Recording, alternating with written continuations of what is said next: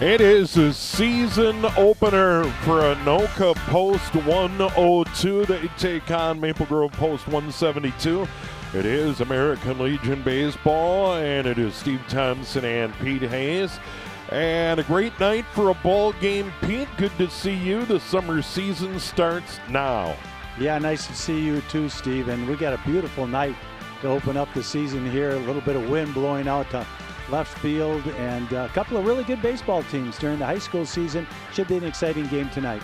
And on the mound for Anoka, Ethan Duffner, and behind the plate, Griffin Johnson, Mason Conan at third, Levi Jagger at short, Cam Jensen at second, Ryan Tatkenhorst at first, Evan Haas in left, Jake Nedved in center, and Caden Klungseth in right field for Anoka.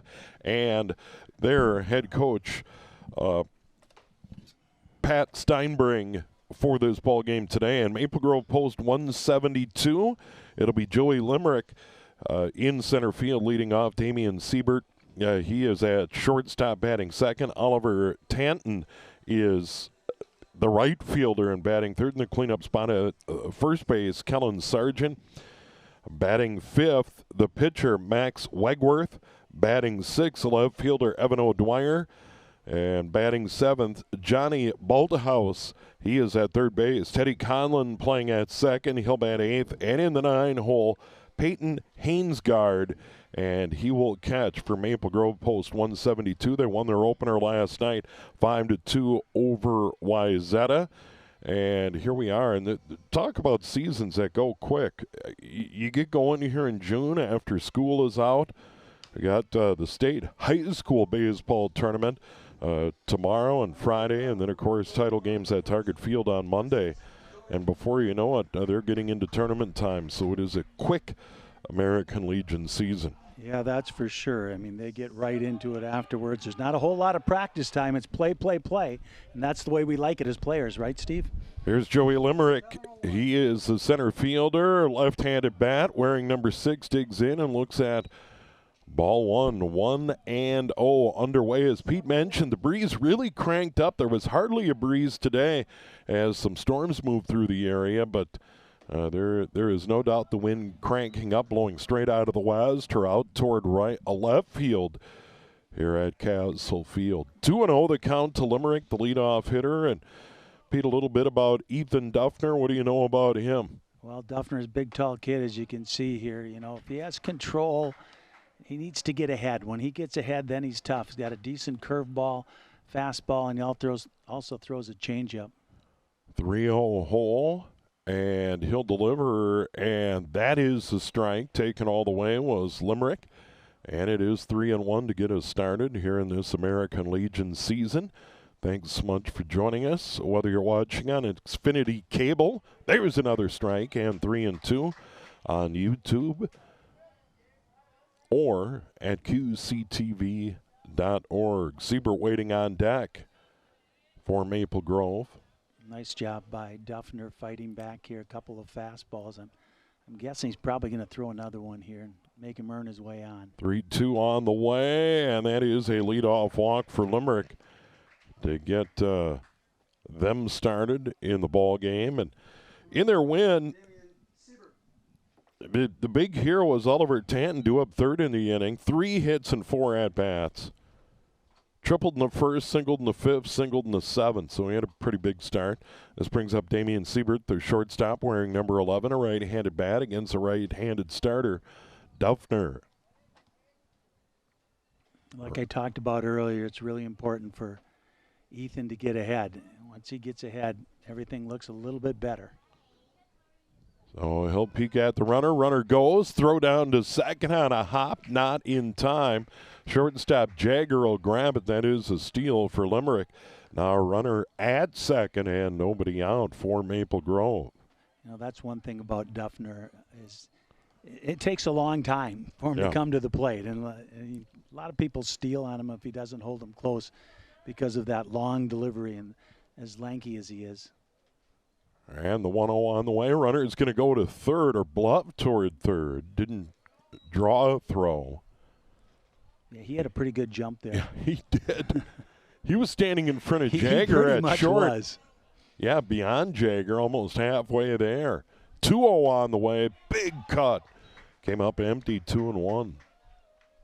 He wanted to get that one in the air to left, see what happens. Well, I've never seen so many balls fly out of here as this year, Steve. I mean, balls were flying out of here left and right. 2-1, bunt in the air, and it'll go foul.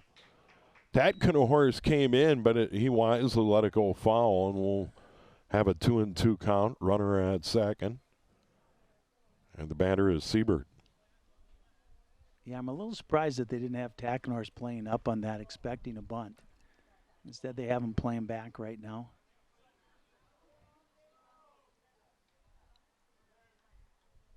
Trying to keep that runner close. Throw, they got him picked.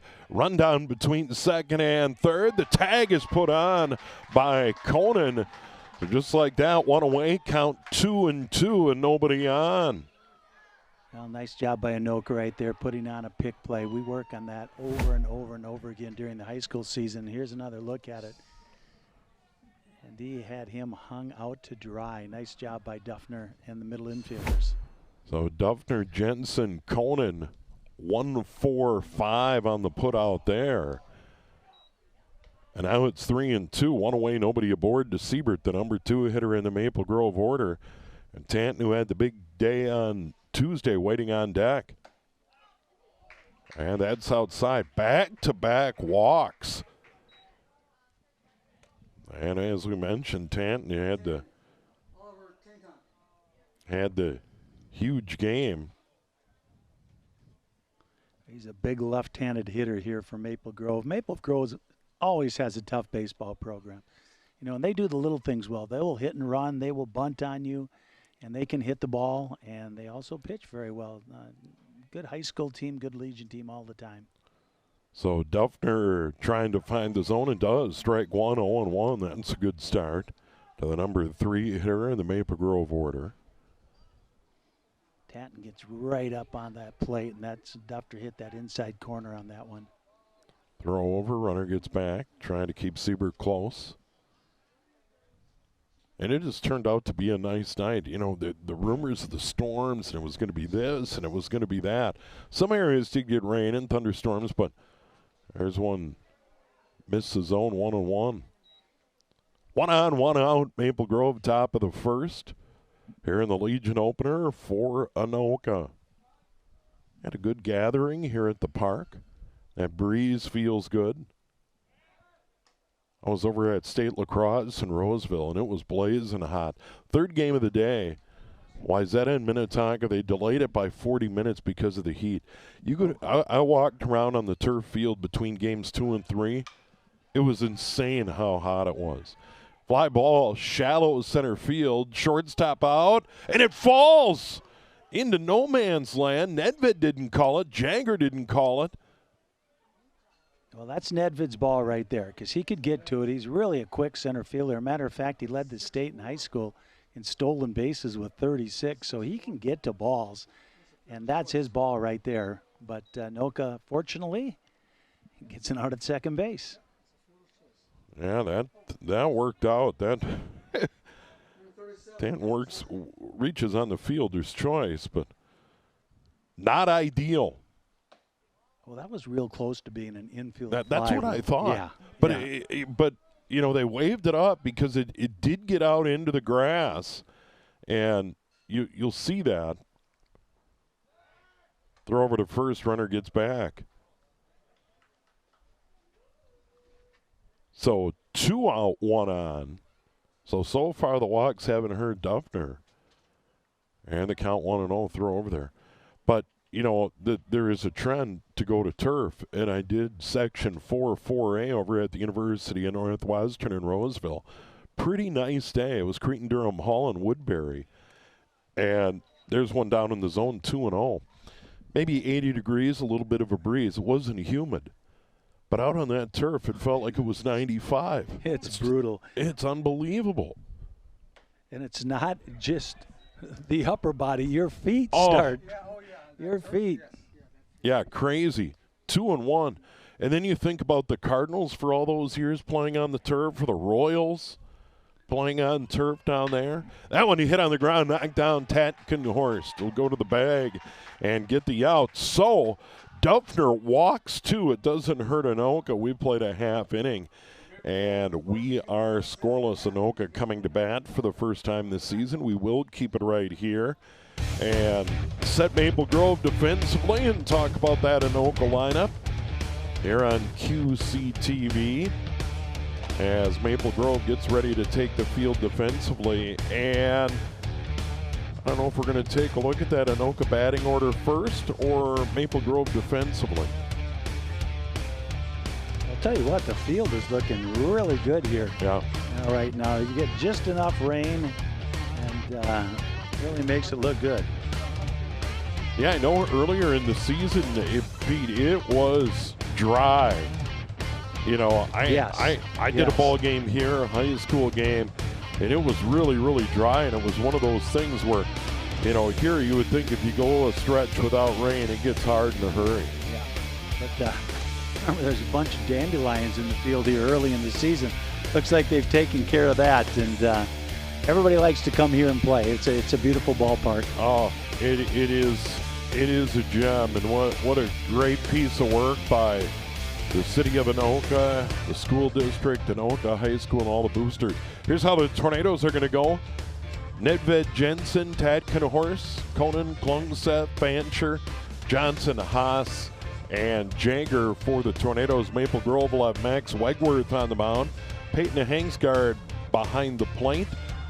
Johnny Bolthouse at third base. Damian Siebert at short. Teddy Conlon at second. Kellen Sargent at first. Outfield left to right. Evan O'Dwyer, Joey Limerick, and Oliver Tanton in the outfield for Maple Grove. Post 172, game 2 of the year for them. First game of the year. And the one thing Anoka did this year, and you saw it up close, Pete, they can swing the bats. Yeah, absolutely. Got some guys with power. Got some guys who can run a little bit. So, you know, they got a good team. They should have a good summer here. And like I said, Maple Grove's always a good team, and we should be in for a good game tonight. So to lead it off for Anoka, post 102 here at Castle Field on a breezy, warm night. Jake Nedved playing in center field, wearing number 2, right-handed bat. Not a big guy, but good guy to have at the top of the order. And there's Max Wegworth, the right-handed starter for Maple Grove. Bottom of the first. No score. That one's down low, ball 1. Yeah, Nedved is going to be going to St. John's to play baseball this upcoming season. Like I said earlier, he led the state of Minnesota in the high school season with 36 stolen bases. So this is a guy that Anoka wants to get on base. Curveball strike, 1-1. My youngest brother, a Johnny. My oldest daughter, a Benny. So very familiar with that neck of the woods. High fly ball, center field. Limerick coming on, has it. And one away, and Nedved retired. Fly ball to center. That'll bring up Cam Jensen. I love this. Playing at second base, wearing number 4. Yes. I love that synergy. I don't know if you as a coach you do that by design, but the Woodbury coach had like 4 guys in his lineup in the section final against Cretin-Durham Hall where the number matched a position. And I almost congratulated him after because it makes it easy for an old guy like me to keep track of things. Well, I've always liked the number 4, but I liked it because of Bobby Orr. So a hockey player. You know, and I want to join the party. My youngest daughter went to St. Ben's too. I'm still paying for that. Benny. Yeah, there you go. And then my other daughter, an Arizona Wildcat, down low, 3-0. 3-0 to Cam Jensen. Cam, a left-handed bat. Had a good, solid year for the Tornadoes. Now playing Legion ball. 3-0. And there's a strike. Wegworth pours it in there, 3-1. Well, Anoka has a lot of kids who played club ball coming up, and now they're playing Legion ball because they've already signed and where they're going to go. So they come back and play for the town Legion team. There's a strike. Nipsey inside corner. 3-2. One away, nobody aboard. Anoka, bottom of the first. This turned out to be a great night. Well, we got a nice little breeze coming in here too, Steve. Now, if Jeff would open the door, it'd be even better. He wants no part of that. There's a walk. First walk for Anoka. They got one on and one out. Number 12. They did such a great job in this facility.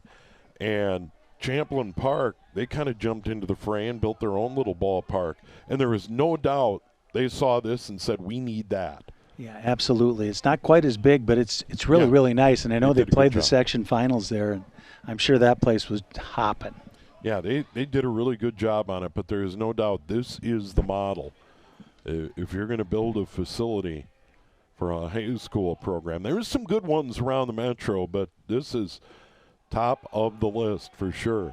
Well, then you have your old wood ones, like Schumacher and Delano, and those kind of pull at your heartstrings, those old ballparks. Oh, Delano, the Muni there in town is as good as it gets. The 1-0. There's one in on the hands over toward third, but foul, and the count will be 1-1. To Ryan Tadknor is playing down at first base for Anoka. And the runner on is Cam Jensen. What I'm seeing out of Wegworth so far is he doesn't have an overpowering fastball, but it looks like he's got a little bit of movement on it, and he also has a nice-looking curveball. I keep asking Pete Anderson up in Andover, when are they going to get a ballpark up there? You would think they'd be chomping at the bit to get it done. 1-1, throw over to first, skips in. Nice pick by Sargent. Yeah, I would think that wouldn't be too far down the pipeline here. Yeah, you would think they'd want to get it done. 1-1 the count, one away. And a huge lead for Jensen. That one fouled down toward the bullpen, but well out of play. There's a lot of room with the bullpens in the field to play beyond each dugout. I like that feature. You have Pitchers to know probably don't. You keep going, but if you get an overthrow at first base, they're on third. Yeah, that's right. That's right. They are on third. And that is an unusual feature of this ballpark. That one inside. 2-2 now the count. So the ump flinched a little bit there. I think he was ready to ring him up. Got the batting cages down the right field line and then plenty of seating area down the left field line. Each their own, but I'd rather be in the shade. 2-2. Outside 3-2. Well, my season ticket in the summer is out underneath the pine trees out there in right field. That's where I go. I sit out there. Yeah, you get the aroma, the shade, absolutely. The whole deal. Yep. 3-2 the count. I tuck right up next to the trees out there. That's good stuff. 3-2.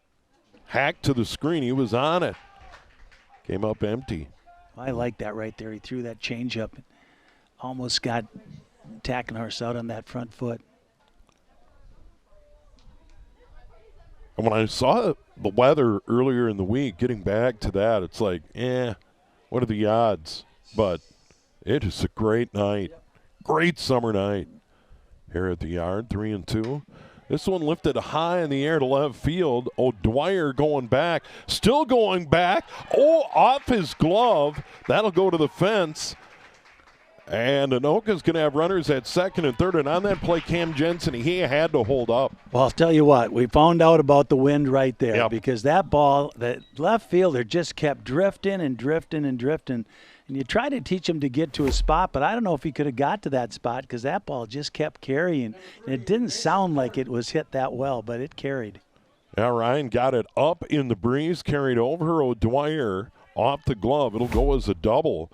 And now Anoka, with one out, has runners at second and third. The batter, cleanup hitter Mason Conan playing at third base. Right-handed bat. Has that bat way up in the air. Well, this is at a hitter right here. You tell him you got to do your job, and your job is to get something to the outfield where you can tag and get them in. It looks like Maple Grove is playing their infield back, so might be conceding this run. Yeah, it gets into a spot early in the ball game where you just don't want it to turn into a huge crooked number. That isn't that your sense, Pete? It's like let's get some outs, and not let Anoka put up a big number and get it rolling here. This one hit on the ground by the shortstop, Siebert. 1 run to the plate. They'll hold the runner at third. And the throw into second, they got him. Well, Conan tried to stretch it into 2. So he'll get the RBI single. Yeah, the outfielder kind of misplayed the ball out there, but he misplayed it when Coach Steinbring had already put up the stop sign. Here's another look at it. Diving shortstop gets out into left field. And he came up on the ball and kind of missed it, but made a nice throw into second base to get the out. So Anoka has a runner at third with a couple down here. So 1 on, 2 outs. This one into center. Limerick makes a catch on the line drive. So the Tornadoes, or I should say Anoka post 102, gets a run, couple of hits, and they leave one. They lead at 1-0 after 1 here on QCTV.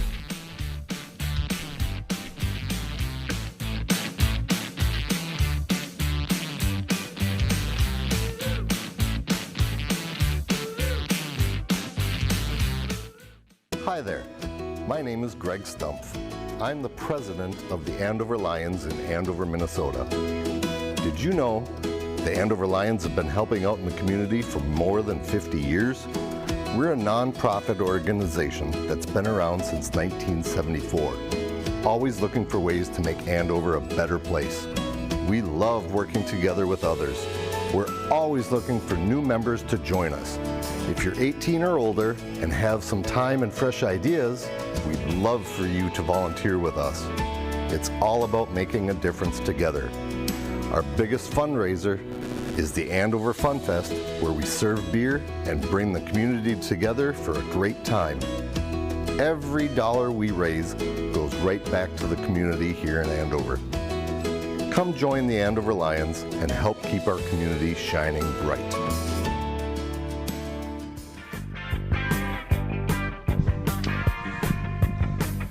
And we are back. Lovely night for a ball game. Steve Thompson, Pete Hayes. So Anoka gets one on 2 hits.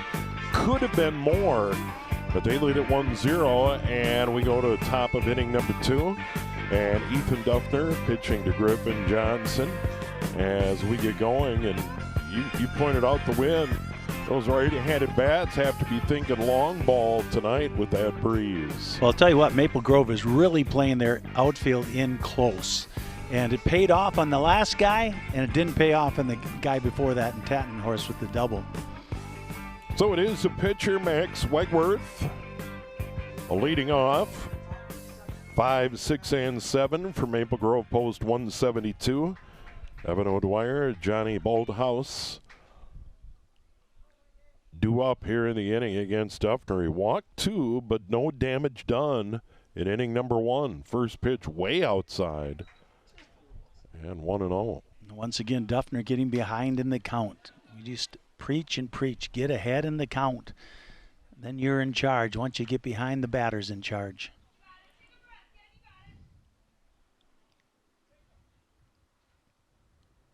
One-0. Chop foul. 1-1. So he battles back, evens the count. And, yeah, is there anything more important than strike one? You know, finding a way to get strike one in there. It's the same thing as a hitter.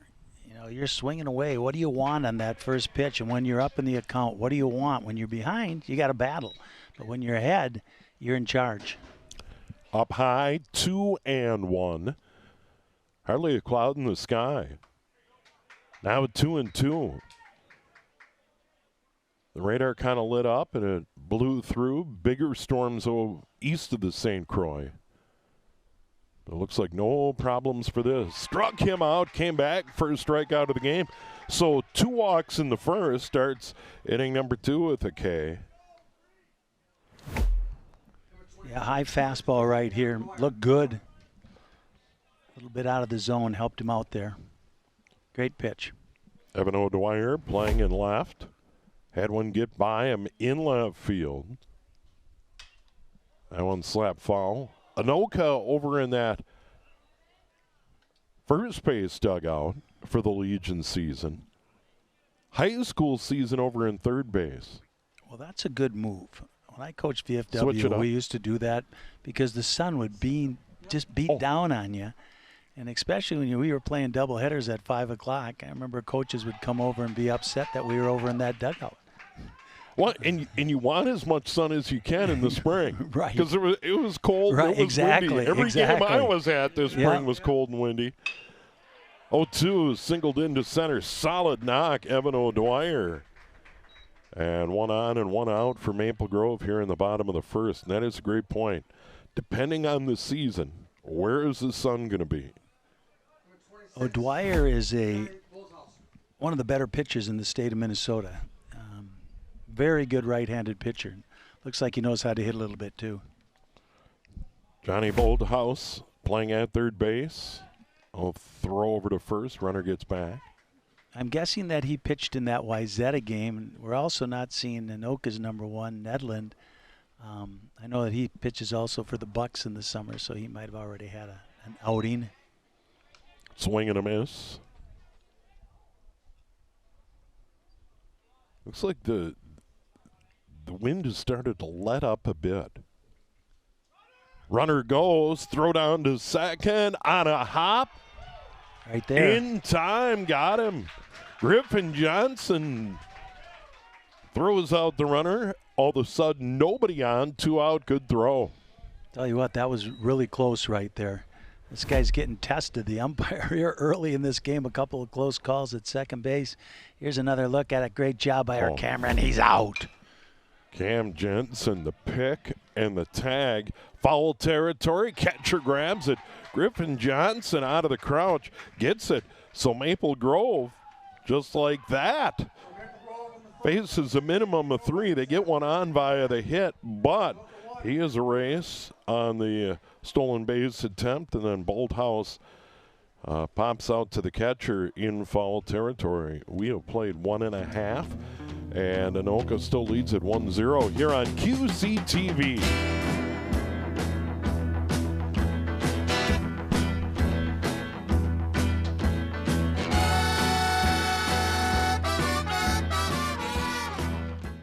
Hi there, my name is Greg Stumpf. I'm the president of the Andover Lions in Andover, Minnesota. Did you know the Andover Lions have been helping out in the community for more than 50 years?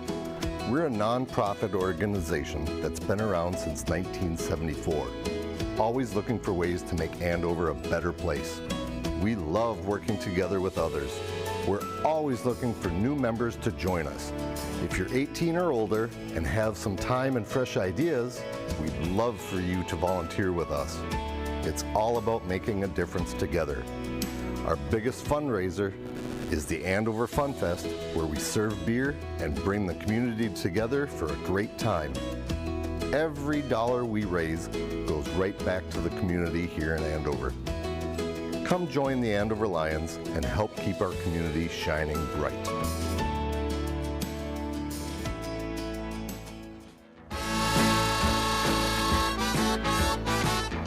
Home half of inning number 2, Anoka Post 102, 6-7 NA. Jacob Fancher, Griffin Johnson, Evan Haas against Max Wegworth.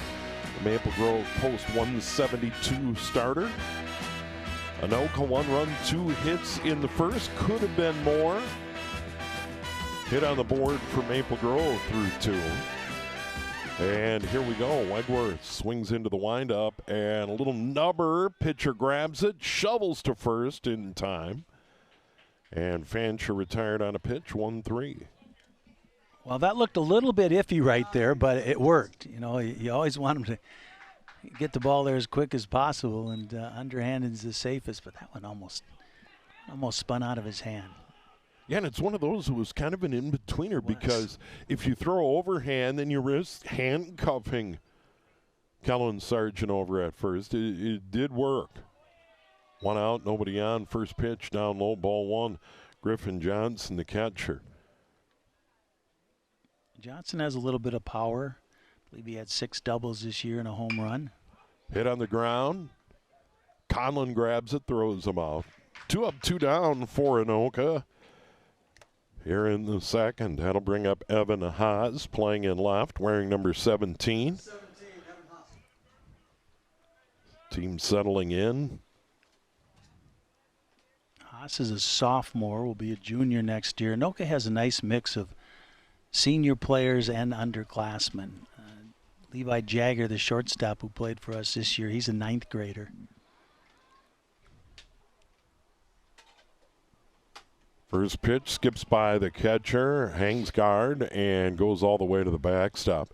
You think about all the great baseball talent in this part of the metro area. There's a lot of good players, a lot of good teams. Anoka, Andover, Champlin Park, the teams we follow, but boy, it is a good league, the Northwest, Suburban. A lot of good players. Well, you have Totino Grace, who's in 3AA, and they're the #1 seed, and they were middle of the pack in the Northwest Suburban. That's right. And they might win that 3AA championship. 2-0. Big cut, came up empty, 2-1, 2 away, nobody aboard. Anoka here in the second. And then you kind of expand out. You look at all the good teams in the Suburban East, and you got the Lake. A lot of good players. I had a chance to see the Getty kid pitch for Mounds View. He's headed down to Miami. He's something else. 2-1. Down in the dirt, 2-2. Yeah, that's the section that Champlin came out of. And you know, Champlins, they're a good team. They got a little bit of everything. And we got lucky and went in there this year and probably played our best game of the year. But they're a really good baseball team, as is Andover. That should be a heck of a game tomorrow. Yeah, and a year ago, the Rebels got them 15-2-5.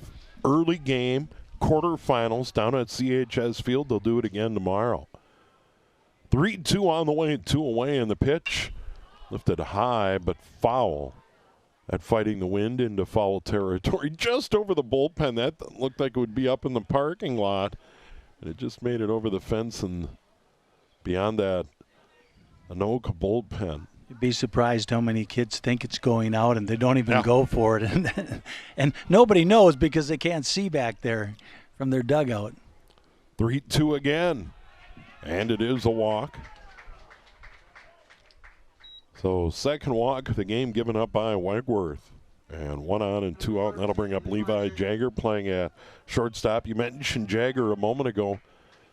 He's a youngster getting some valuable experience. Yeah, we're really happy that he's playing Legion this year. Like I said, he came up about a quarter of a way into the season, but he's a really skilled player, and he's going to be really good by the time he's done. This one hammered to left. Does it have enough? No. Evan O'Dwyer hit it well, but not quite enough. It is allowed out. Jagger hit it well, but O'Dwyer put it away. So Anoka gets 1 on. They don't score. We've played 2. And Anoka Post 102 leads their opener 1-0 here on QCTV.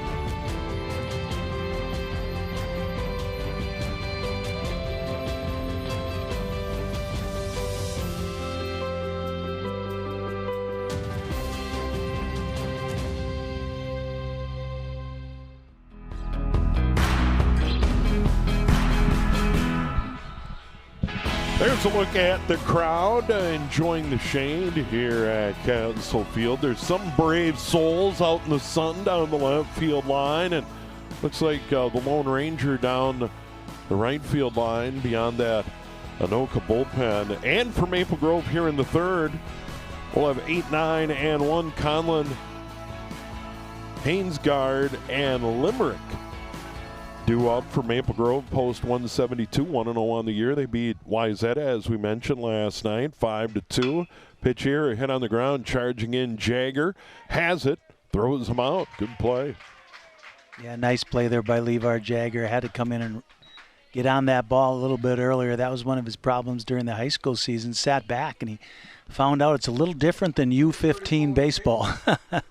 But he's figuring it out. And he's, like I said, he's a good player with a nice pair of hands. Yeah, did a good job to charge it, picked it up, threw on the run. This will be the catcher, Hainesguard. And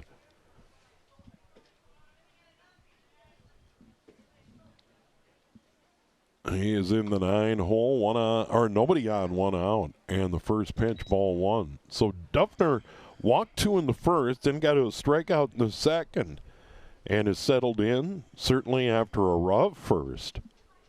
1-0, there's a strike, 1-1. You know, that's kind of the way he was during the high school season. That first inning was always a tough inning for him. And it's like maybe you need to warm up a little more in the bullpen and get things dialed in. But after that first, he was always pretty smooth, and it seems to be that way so far here tonight. 2-1. Is it just getting used to the mound, you know, because no matter what, the bullpen, a little bit different than actually being out on the mound. 2-1. There's a big swing and a miss. 2-2. You have an advantage of being at home, though. You should know that mound pretty well by then, you know, what it's like compared to the bullpen mounds. And I think they're both pretty similar. 2-2.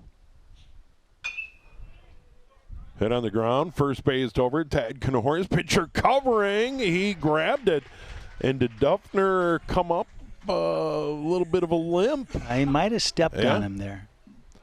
So he got over there in time, but he's a little bit hollow. He says he's okay. Mason Conan's checking him out, and he says, I'm good to go. Catcher's coming out, rightfully so, but he came away from that play a little bit of a limp. Kind of the extra step to get the bag. He might have just nicked him there. And the umpire at first base, that was a lot closer than you thought because he missed it the first time, stepped on it the second time. Then Bob Fink came out, and I think he was probably talking about that. Did he actually get the bag? It was pretty close. Yeah. And our replays show that. These guys are doing a great job here at the cameras. So nobody on, 2 out, and the batter, Limerick. And there's a strike. It's 0-1. He walked, stole a base, and then got caught in the rundown. Duffner picked him off, or actually had him picked off, and then Jensen threw it over to Conan and put the tag on near third base. 1-1 now the count. 2 up, 2 down for Maple Grove. Yeah, you want to keep this guy off base, Steve. He's got really good speed if you're Anoka. Yeah, Maple Grove started with back-to-back walks and didn't get a run out of it. 2-1. That's whack foul over toward the dugout. Look out. It's a good thing the fence is there. Well, I would guess that they have quite a few players with good speed if they played football too, because that team could run. That Maple Grove team. They had athletes all over the place. This one lifted in the air to left. That'll drop for a hit. Haas had to sit back on it a little bit, so Limerick has a hit. That is hit number 2 for Maple Grove. They have 1 on and 2 out, and the batter will be Damian Siebert playing at shortstop. He walked in inning number 1. You know, a lot of schools you'll say, well, they've got a really good senior class. Maple Grove, it's every year. They're in the football championship. They're in the soccer championship. They're right in there in basketball. You know, hockey every year. I mean, they got guys all over the place. Yeah, big numbers, great facilities, great programs. Throw over to first, runner gets back. Limerick and Duffner trying to keep him close. Tad Knorr is holding him on. I'm not unhappy that they're over in the Lake Conference now. That one outside, catcher throws behind the runner, Griffin Johnson. But the runner gets back. And the count 1-0. Yeah, they move over to the lake, and one of the things they talked about was travel. And at first you're kind of like, really? But if you got to come over the bridge. That's a good point. You know, I mean, you're going to Andover, you're going to Anoka, obviously Champlain Park, Osseo Park Center, those types of things. But if you got to get over the river to Totino Grace or Centennial or Blaine or Coon Rapids, it is legit. This one behind first base, Tad Knorrs has it measured and comes up with it. So Siebert retired, and he pops out to first. So they get one on via the hit. They leave one. We play 2.5. And Anoka leads it 1-0 here on QCTV.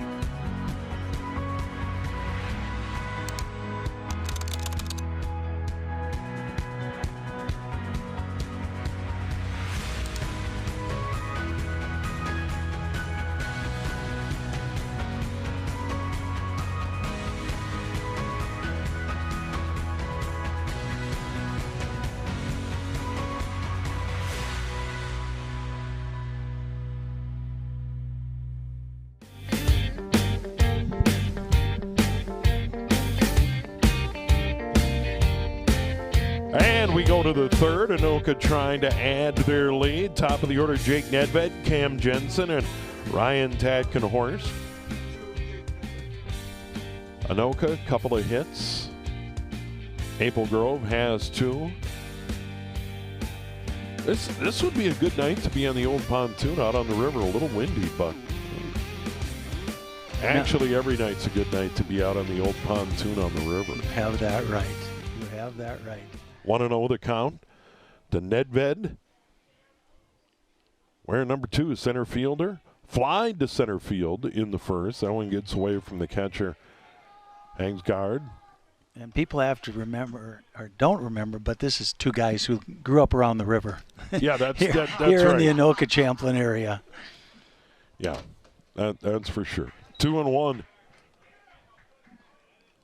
And what's cool about it is they've done a lot of work on the rum, and the old pontoon can make its way up the rum, tie up right by the dam in Anoka. Oh, good stuff. I saw that going across that bridge today, a bunch of pontoons down there. For sure.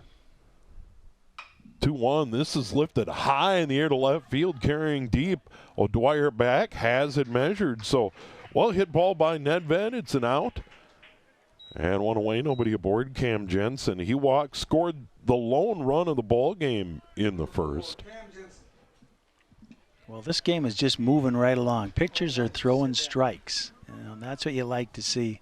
And that's what your fielders like to see. Nobody likes your pitchers walking guys, taking time. They get the ball, they throw it, and they're throwing it for strikes.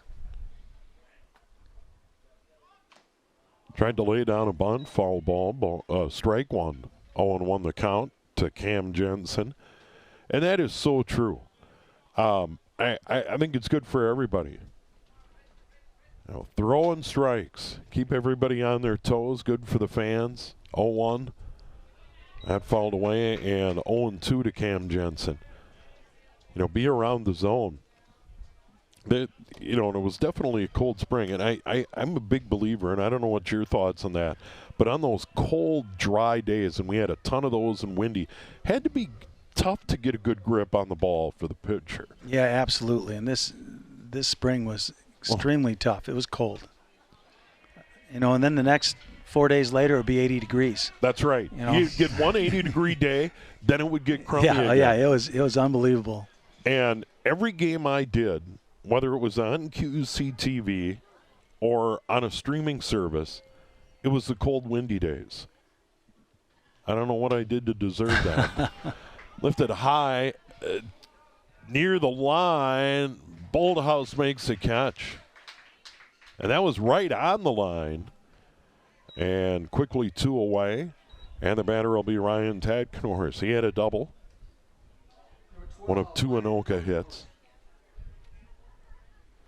Yeah, I think you have to come up there. Here's another look at that one. Just in fair territory. I was saying you have to look at Wegworth, and he's getting that first ball across, so I'd be up there ready to swing. Yeah, he has definitely been around the zone for sure. Nobody on, 2 outs, and that's ball 1 low and away, 1-0. Shadows covering foul territory around the infield. There's a check swing. 2-0, they say he did check his swing. Well, the catcher wanted to check down there at first base, and he didn't give a sign back, so we'll go with 2-0. There's one inside, hit him. So Anoka will have a runner on with 2 outs. And the batter is going to be cleanup hitter Mason Conan. You know, if you're going to get hit, that's the ball to get hit on. Slow curveball. Wear it. As the players like to say, there's a look at it. We've got ice. Yeah, and it's warm. You know, it's not that bad. No. We're talking big up here, but well, it's not a fastball in the ribs on April 10th when it's 30 degrees. First pitch of the at-bat is a strike, 0-1. Oh, I guarantee you, I'd probably shed a tear. I'd be whimpering all the way down to first after getting hit by that one. Who am I kidding? You know, and you'd rather get hit if you're the leadoff guy instead of with 2 outs. 0-1 the count. Down low, 1-1. Conan had that RBI single, and then he tried to get a little greedy and get to second, and they threw him out. 1-1 on the way here in the third. There's a strike. And Conan can't believe that. 1-2 the count. Yeah, there's a couple pitches that were right on the edge there. Now you got to protect. Shorten up, punch it through.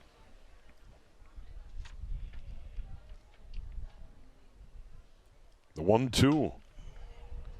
Got a piece. We'll do it again at 1-2. Great job by our crew. We've already had some great shots, the action. And they're going to be right back at it bright and early at CHS Field tomorrow. We'll have that state quarterfinal game. Audio only live, and then tape delay of Andover at Champlain Park. And that state 4A quarterfinal.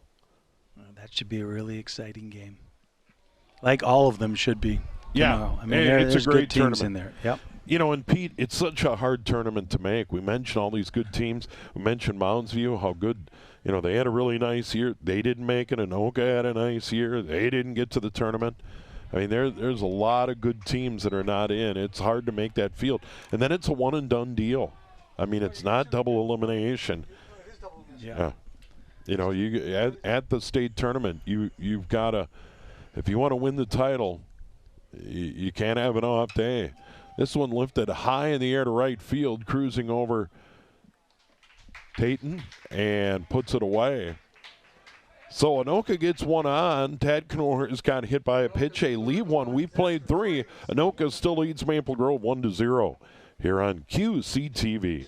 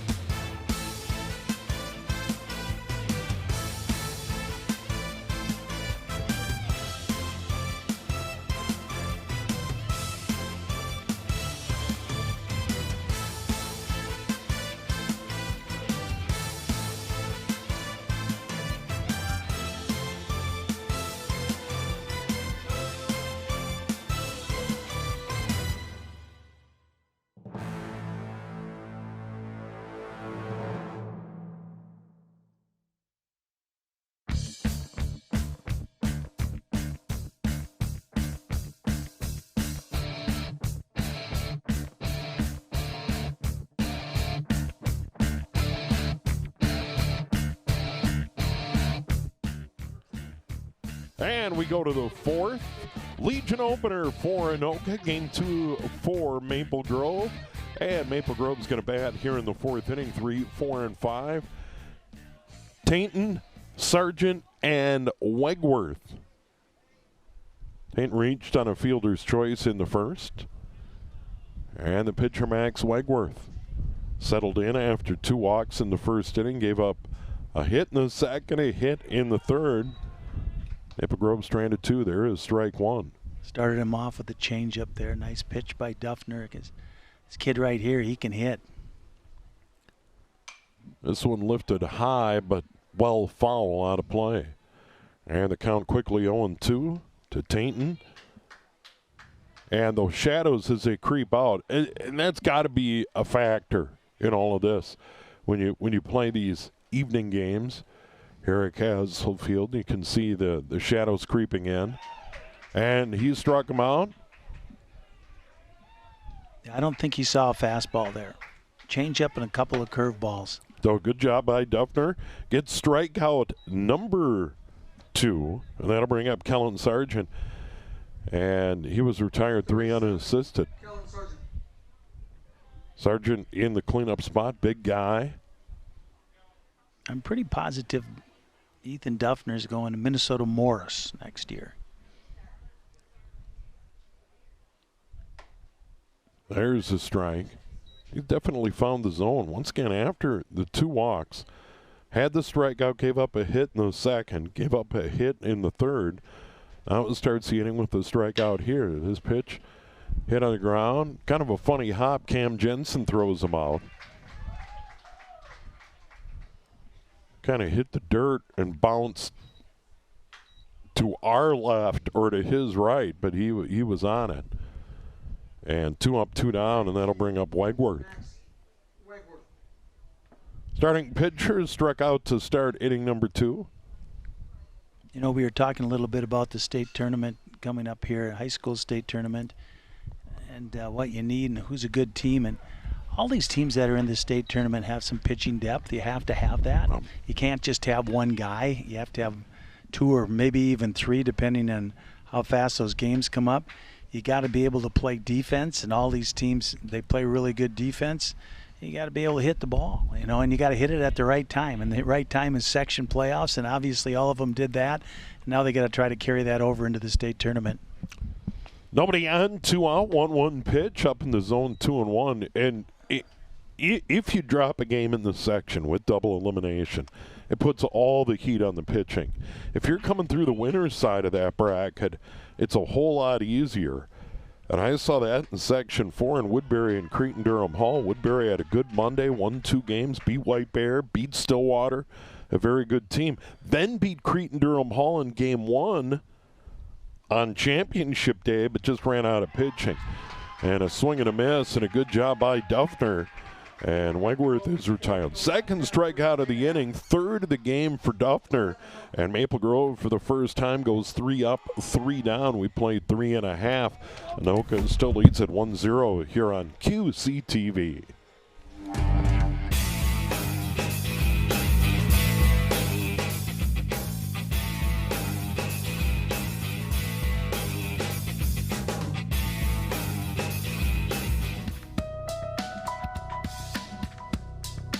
Hello, my name is Varla Ventura. I'm an author. My most recent book is Enchanted Plants, A Treasury of Botanical Folklore and Magic. I primarily write about plants, folklore, and strange things. This book is an exploration of fairy tales and folklore through a botanical lens. So I chose stories that plants are really kind of the main character, and if you were to change the plant, you would change the essence of the story. My books are available anywhere books are sold. Local bookstores around here are carrying them. You can get them at all of the major outlets online. All my books are in print. And you can look at my website, which is varlaventura.net, and I have everything listed there as well.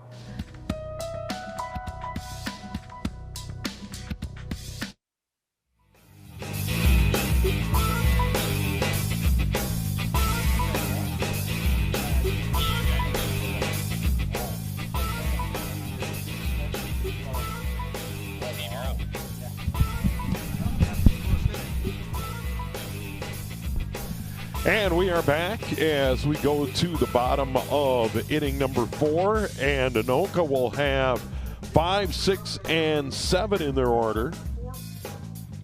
Klungseth, Fancher, and Johnson due up against Maple Grove starter Max Wegworth. We're moving right along. Anoka leads it 1-0. Both teams have 2 hits, no errors on the board. And PA announcer, clock operator, official scorer Jeff Nelson, wearing 3 hats here tonight, hasn't put any errors on the board. But you can bet if Pete thinks it's an error or I think it's an error, we're going to let you know, Jeff. But it won't matter. It won't matter. 1-0, way outside 2-0 to Klungseth. He lined out to center field. That was a nice running catch by Limerick on that line drive.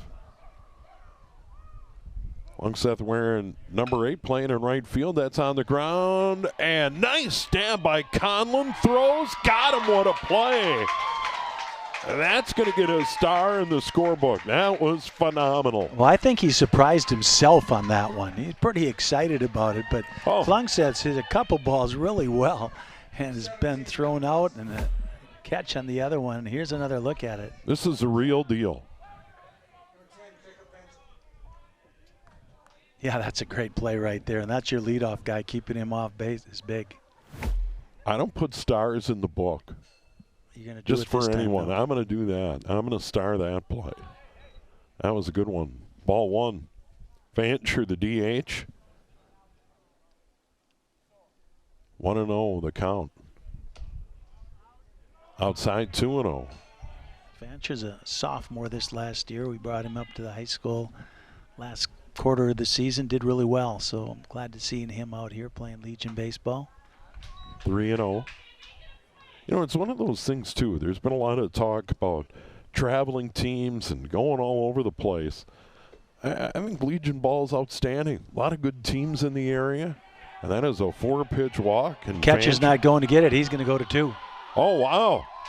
Fancher, there's some baseball sense right there. He took a look, saw that the catcher was talking to the umpire. Fancher saw that and took off right away and ended up on second base.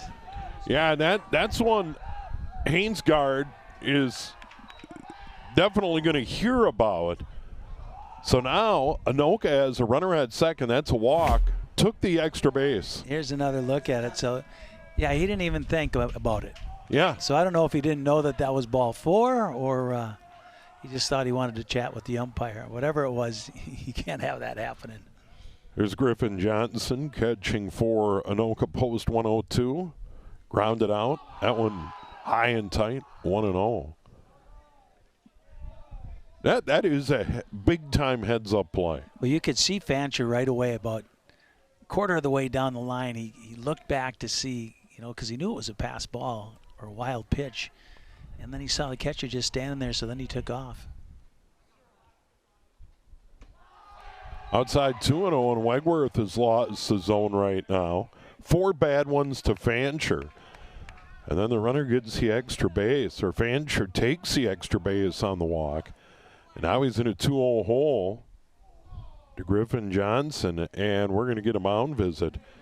And coming out there is Bob Fink, and I think it's just settle everybody down after all of that. He might say something to Hainsgard, the catcher. It's like, don't do that. Something along those lines. That's really nice, Steve. Yeah. I don't know if I'd be able to refrain from that one right there. Yeah. And it was a brief visit. Yes. Sometimes those are the best ones, the brief ones. Let's go. But my thought is, about traveling sports, whatever, and people going all over. You get a lot of games in and play against a lot of good players playing American Legion ball with your buddies at home. Absolutely. Yeah. You don't want to get me going on that one, but, a lot of these kids, they get exposed, and it pays off for some, and some it doesn't. We're playing twice as many games at home instead of going to Las Vegas. I don't know. 2-0. That one gets by the catcher, and the runner's going to move up, and all of a sudden Anoka has a runner at third and one out. I know that Maple Grove has a kid. He's definitely a club kid. Shimpa's his name, last name. 7 home runs this year in high school baseball, and he's going to Stanford. He's not here today. 3-0. There's the strike, 3-1. They got the infield in right now. It's a good play. You're in the bottom of 4. You're only down by 1. This one lifted high in the air to right field, coming on Tainton. It's a shallow fly ball to right. No way Fancher could tag and score.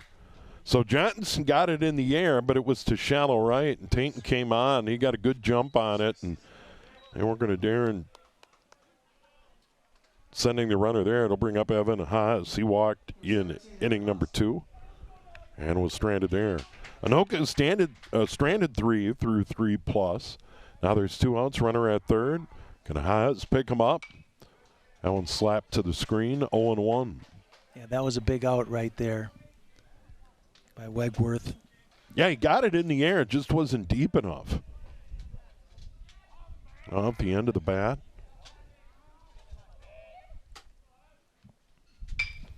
This one lifted in the air. Center field. Limerick has it. Out retired. So Anoka gets one on the walk. Makes it all the way to third, but stranded there. And we have played 4, and Anoka leads Maple Grove 1-0 here on QCTV.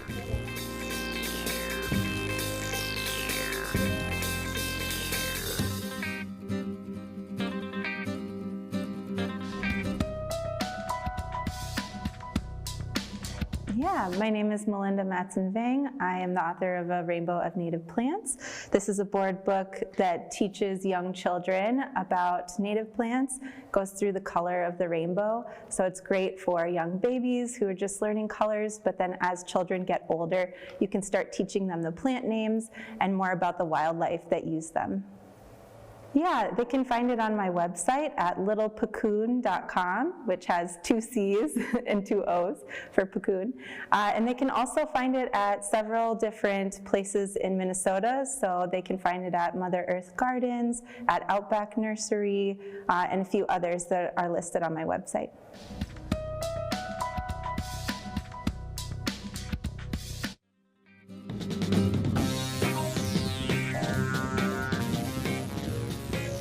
And there is a little activity in both bullpens. You see a Maple Grove pitcher warming up there.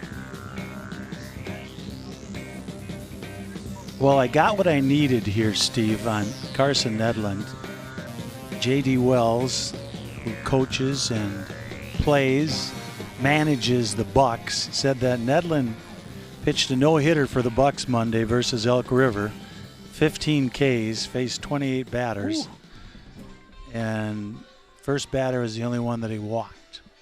So pretty good day. Yeah, that's a pretty good day. He's had a lot of those days this year, and he's a kid you're going to have to keep an eye on. And the Bucks, by the way, now go to 6-0. They got quite a few young kids on their team this year. They got a lot younger. Oh, and there's good amateur ball in this area, too. Oh, too. my, yeah. You got the Bucks, the Low Gators. And here is Ethan Duffner, and he starts the 5th already. And Evan O'Dwyer leading off. He had a single in the first, 0 for 1. And looks at strike 1. Outside, 1-1. This umpire, he likes that outside edge. I'd keep working it if I was a pitcher. 1-1 the count. And really a good job by Duffner settling in. 2 walks in the first, got a little scary, gave up a single once again in the second, again in the third. Had 2 strikeouts in the fourth and got him 1, 2, 3. So he's certainly done the job. Retired 6 in a row coming into this inning. There is a strike, 1-2. That's that big curveball right there by Duffner. And Maple Grove has only had 1 guy to second base, and he was picked off. So Duffner's doing an excellent job for Anoka Legion. 1-2. Down low, 2-2. My bad. 4 in a row. Gave up that 2-out single in the third. And they got him 1, 2, 3 in the fourth. So it is 4 in a row. And looks like Alex Carbon is down in the Anoka bullpen. so both teams warming up pitchers. This one chopped foul, and we'll do the 2-2 again to the leadoff hitter here in the 5th. Bolthouse and Conlon waiting. As I mentioned, 6, 7, and 8 for Maple Grove here in the 5th. They've only stranded 2 through 4+. 2-2 on the way. And got him. There's that outside pitch. I was surprised he didn't ring him right away, and I thought that's where he's been calling strikes. Kind of a delayed response right there, and Duffner has kind of a smile on his face. If this was MLB, they'd be going to the top of the hat. Yeah, the ABS and all of that. And I think they'd find out that that was outside, but Duffner will take that.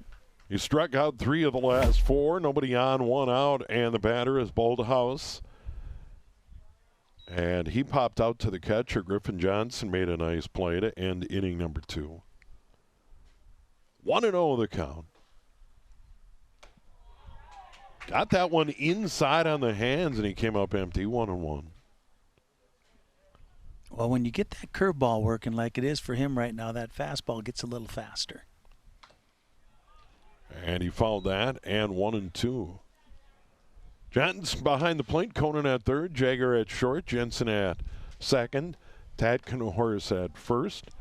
And then in the outfield, left to right, Haas, Nedved, and Klungsev. And now 2-2. 1 away, nobody aboard. Maple Grove here in the 5th. Humidity started to come out of the air. It's getting more and more comfortable. Struck him out again, looking again.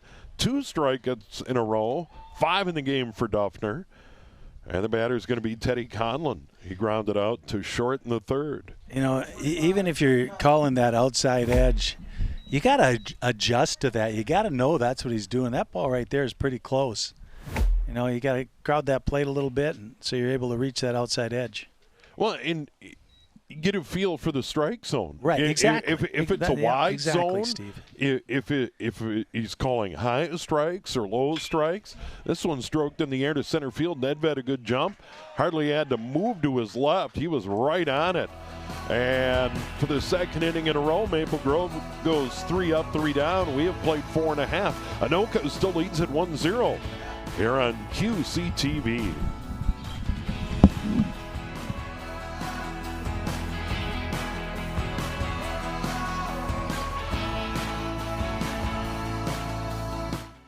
Hi there, my name is Greg Stumpf. I'm the president of the Andover Lions in Andover, Minnesota. Did you know the Andover Lions have been helping out in the community for more than 50 years? We're a nonprofit organization that's been around since 1974, always looking for ways to make Andover a better place. We love working together with others. We're always looking for new members to join us. If you're 18 or older and have some time and fresh ideas, we'd love for you to volunteer with us. It's all about making a difference together. Our biggest fundraiser is the Andover Fun Fest, where we serve beer and bring the community together for a great time. Every dollar we raise goes right back to the community here in Andover. Come join the Andover Lions and help keep our community shining bright.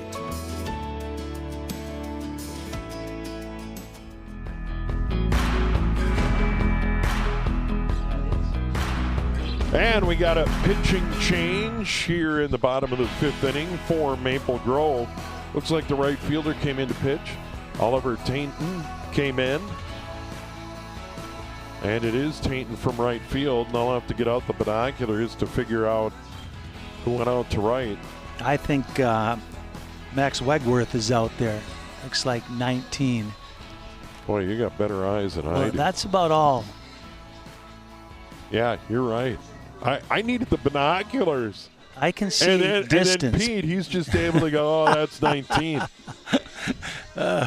Put something in front of my face and I can't see it. But that's why guys like duck hunting with me. I can see ducks a long ways away. I can't shoot them, but I can see them. For them to shoot them. Yeah, I do like Jeff's music up here. I don't need binoculars at a hockey game yet, no. but I'm getting there. It comes in handy in lacrosse, so, you know. I bet. Sometimes when they're down in the corners, you get out the binoculars to figure out who it is. Well, and some of these uniforms are hard to read numbers on now. Some of these hockey jerseys are pretty hard to see. Well, when you have gray uniforms with yellow numbers and all that sort of nonsense. Levi Jagger leads it off. And the count 2-0 now to him. Tainton pitching. This one lifted high in the air, shallow right field. Wegworth comes on, makes the play. So the new right fielder. Jaggers retired, 1 up, 1 down for Anoka here in the 5th, leading at 1-0. Jake Nedved's going to bat. 2 fly ball outs in the ball game. And do you think the humidity's come out of the air a little bit? I do. It feels a little cooler. It feels great right now. Yeah, lovely night. There's a strike at the knees to Nedved, the leadoff hitter for Anoka, batting here in the 5th inning. Cam Jensen waiting on deck. Nobody on, 1 out here in the 5th. We're sailing right along. Got started at 7. Nedved's the kind of guy you just got to hit the ball on the ground someplace. You got a chance to beat it out. He's that quick. Instead of those lazy fly balls that he's hit the last 2 times up. Big cut. Going up in the zone was Tainton and came up empty, 1-2 the count. He challenged him upstairs. Looks like one of these guys who, more times than not, he could lay one down. If he laid one down the third baseline, he's on easy. This one to short. Siebert up with it. High throw. Pulls first base. Sargent off the bag. That's what I'm talking about, Steve, right there. Made him rush his throw because that was going to be close. So Nedved's on. First or second pitch, he'll be going. And we get the E6 call. So Nedved reaches on the error. First error of the ball game for either team, and this will bring up Cam Jensen. Walked and scored in the 1st and popped out to 3rd in the 3rd. Great job by our crew again tonight.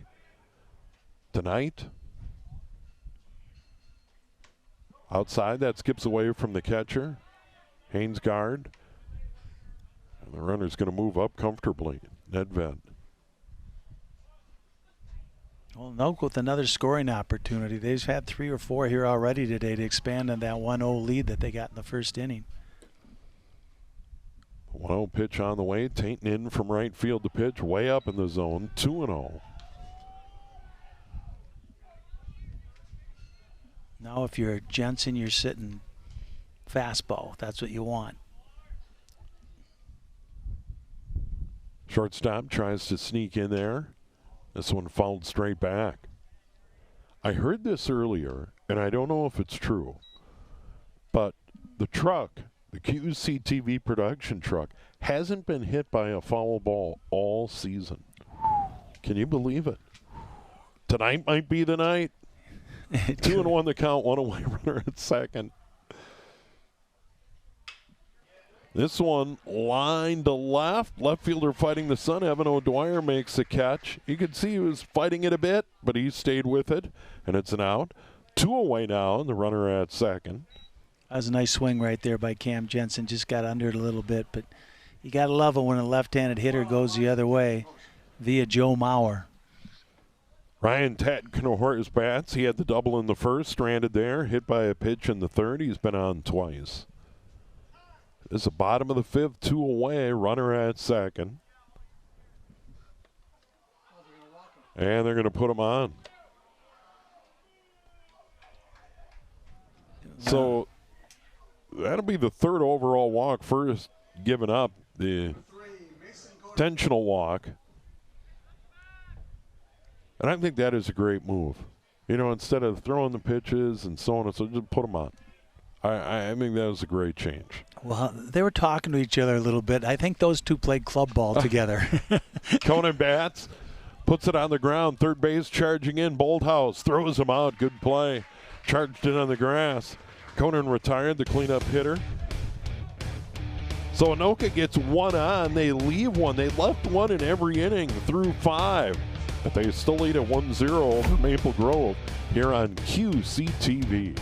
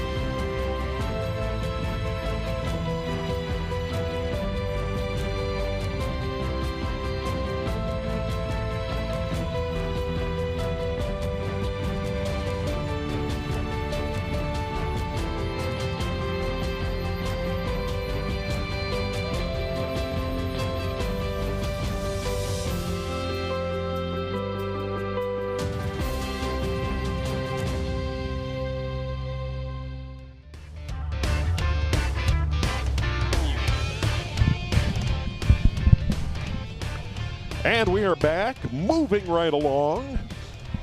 And what's turned out to be a great night this Wednesday night. Season opener for Anoka Legion Baseball. Post 102, Maple Grove. Post 172 in Game 2. They won their opener 5-2 over Wayzata. They're only down 1-0. And they will send 9, 1, and 2 up here in the 6th. And looks like Duffner's still out there. Yeah, his pitch count has to be pretty good. Threw quite a few pitches in that first inning, but since then, he hasn't had a whole lot of base runners, so his pitch count's down. Hainsgaard, the catcher, grounded out to first base. We got a pinch hitter in there. And that's Henry Thomas. Thomas batting. And the 1-0 to him. Now 1-1. Well, this is definitely a guy you need to keep off base, the number 9 hitter with that top of that order coming around, especially with that speed of Joey Limerick who'll come up next. 1-1, trying to get a bunt down. That's a strike 1 and 2. Duffner's done a nice job, and he has been in command. Now retired 7 in a row. He struck out 5. And for the last 6 batters, 1-2 on the way. Curveball down low. Didn't miss by much. Did not miss by much there. A little too close to be taken. 2-2. That was a good pitch. And a good job by Thomas to lay off. 2-2. Lifted high but foul. Bullpens are quiet on both sides. You know, it's almost to the point where it's like, should I have brought a coat? I'm kidding. I'm kidding. You know, it crossed my mind the way this season's gone. That one fouled again into the netting over on that third base side. There were a couple games this year. There was one over at Mounds View. And Mounds View's high on the hill. And it was a long ball game, and it was getting dark, and it was cold. And I was by the way, Thomas strikes out. 6th strikeout of the game for Duffner. 1 up, 1 down for Maple Grove. It isn't the coldest I've ever been, but it was in that category. It was getting dark. It was like, wrap it up, guys. I need to get to the car. Top of the order, Joey Limerick. Saw him chasing in our replay there, that high fastball. Straight back, he was on it, but it is strike 1. And Duffner has really done a nice job. Started out with 2 walks, and since then's been really good. Yeah, he really has. He's got that curveball working right now and throwing a lot of off-speed stuff. Doesn't have a dominating fastball, but he has an above-average curveball. 0-1, 1 out. And this one, soft liner going the other way to left for a hit. Haas will send it in. So they have a one-out base runner. And just the third hit of the ball game for Maple Grove, and that'll bring up Damian Siebert, the shortstop. He walked and popped out to first in the third. 0 for 1. Well, the speed's on base for Maple Grove, so I'm expecting him to go. Last time he was on base, he went on that first pitch, so I'm thinking first or second pitch here. Well, they got a huge break when they picked him off. He stole that base, and then Duffner made a good move, and they got him in a rundown and picked him off. This pitch lifted high and foul off to the right into the bullpen area, but it will go foul. Well, being Anoka's home field, Takanors know that there's a lot of room over there, so he followed it all the way to the fence. Still a pretty good breeze blowing. Out to left. Throw over to first. Runner dives back. Trying to keep Limerick close.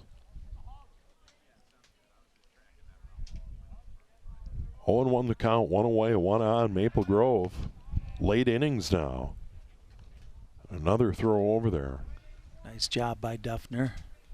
It's been a good ball game for the opener for Anoka. Second game of the year for Maple Grove. They've done a good job. This pitch hit in the air to center field, going back. Nedved still going back, makes the catch, and the runner will retreat to first. Good running catch, straight back by Nedved. Yeah, Nedved playing in quite shallow right there, but he's got great speed in the outfield. Ran that ball down. So nice job by Nedved, and here's another look at it right here. So 2 away, runner at first, and now it's Tainton who's in to pitch. Started out in right field. Reached on the fielder's choice. That goes behind him and all the way to the backstop. It didn't hit him. And Limerick's going to move up on the wild one there. Well, this is only the second time for Maple Grove where they've had a runner on second base, and both times it's been Joey Limerick, but he was picked off the last time. I'm sure he'll be a little more careful this time. So 1-0 on the way to Tainton. That curveball misses. Now 2-0. We're already in the 6th inning here tonight. By the way, a big thanks to Jeff Nelson. Brought the treats. This one hit in the air to center field. Nedved isn't going to get to that. It's off the center field fence. 1 run to the plate. Runner headed for third. That is going to be an RBI triple for Oliver Tainton. And Maple Grove has tied the ball game with 2 outs here in the 6th. Boy, did that ball carry. I can't believe how far that ball went. It hit off the bottom of the 398 sign. Here's a look. It just kept going and hits the bottom of the fence out at 398. That was smoked. That'll bring up Kellen Sargent playing at first base. 0 for 2. And we'll get a courtesy runner in for Tainton, the pitcher. 22, it sounds like, went in to do the pinch running right now. So it's Jaden Olson. Olson running at third. It is now a 1-1 ball game. 2 outs. And the batter is Sargent. And the pitch by Duffner. Outside ball 1-0. So big run here for Maple Grove in the 6th. That's been the difference with these last couple hitters where he's gotten behind in the count. He's behind here 1-0. Duffner's pitch. This one hit in the air to center field. Nedved coming on, makes the catch. And the side is retired, but Maple Grove gets a run. RBI triple by Tainton. We go to the bottom of the 6th in a 1-1 ball game here on QCTV.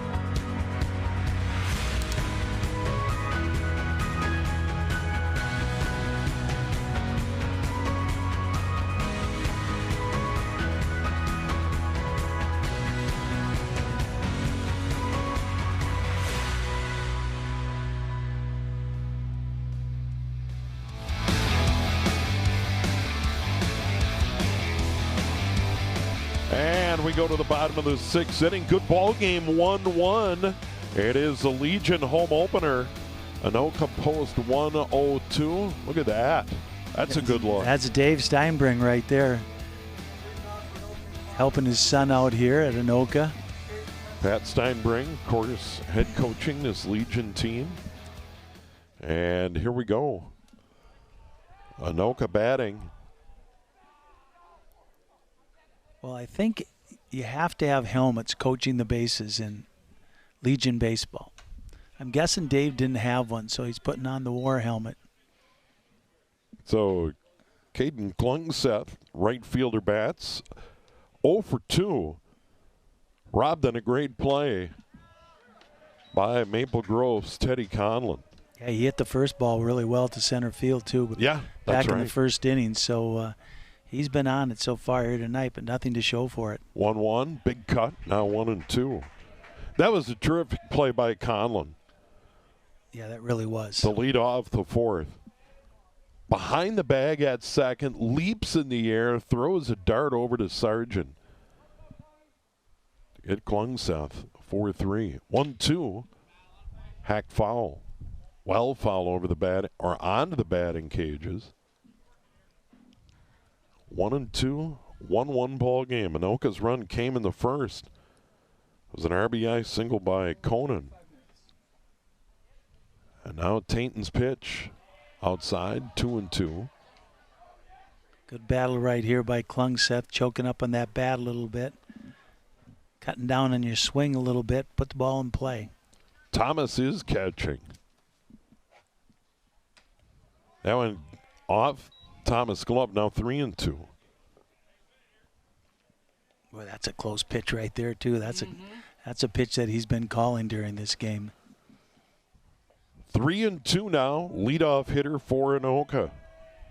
5, 6, and 7. Klungseth, Vancher, and Johnson due up. Called strike 3. Tainton's first strikeout. And I believe the first strikeout for Maple Grove in the game. Yeah, that was that outside edge again that he was working. Here's another look at it. There it is. Nobody on, 1 out. Batter, Fancher. Grounded out and walked. That is 0-1. I don't know if that qualifies as the old barking dog right there, but pretty close. That doesn't feel good. No, that does not. You know, coaching first base this year needed a wagon out there for as much stuff as those guys brought down there. Leg guards and hand guards and elbow guards. You get a few guys on, and I wasn't coaching down there. I was just carrying equipment. 1-1 the count, 1 away. Comes up empty. Good pitch by Tainton there. Peyton he looks like he has pretty good stuff. Doesn't look like he has an overpowering fastball. We haven't seen that from any of the pitchers here tonight.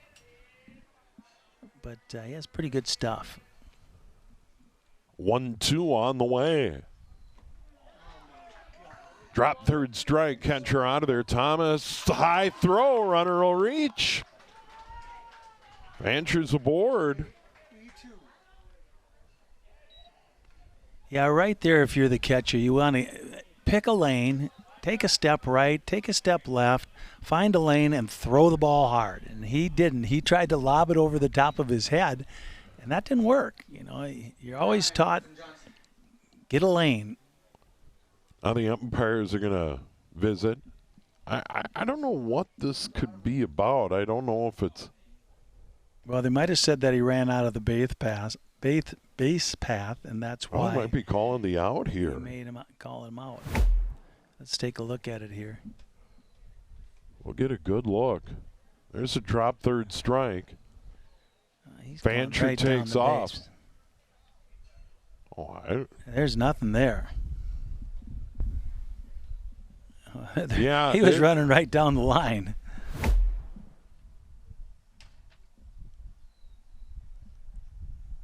So that would be a shame if they called him out for going out of the baseline. Yeah, he's still on the bag. He has not left the bag down there.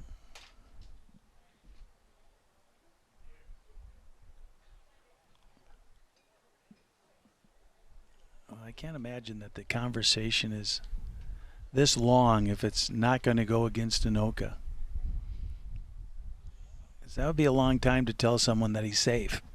Yeah, for sure. But I didn't see anything there unless there was interference with the catcher. You know, maybe it hit his mitt or something like that. Yeah, I don't know if we can get another look at that replay. But that is going to go as an out. So instead of 1 on and 1 out, nobody on and 2 outs. So it is an out. Well, I'm not sure on that one, but not a whole lot we can do about it. So they say an out. Here's another look. From there, you can't really tell if he's out of the line. The other angle, it didn't look like he did. Sure didn't. Didn't do anything unusual running down there. Griffin Johnson bats. Ground out, fly ball out. Hits one to short. Siebert throws him out. So just like that, we played 6. And we aren't tied at 1. We go to the 7th here on QCTV.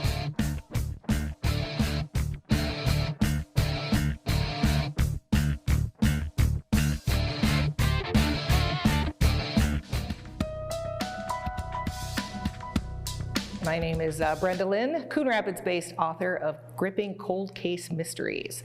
The book that I'm featuring at the local author fair this year is called Ripple Effect. It is a cold case that is told from the perspective of the murder victim as her case is finally being solved after 15 years. It's a nail biter. Good luck putting it down, and I've gotten nothing but good feedback on it so far. Well, it's for adults, or written for adults, but a mature teenager would definitely like it as well. Teenage girls especially love my books. My book can be found online on my website, brendalyn.com, or anywhere the books are sold. The Anoka County Library also has copies, several of them, so you can find them there at any branch.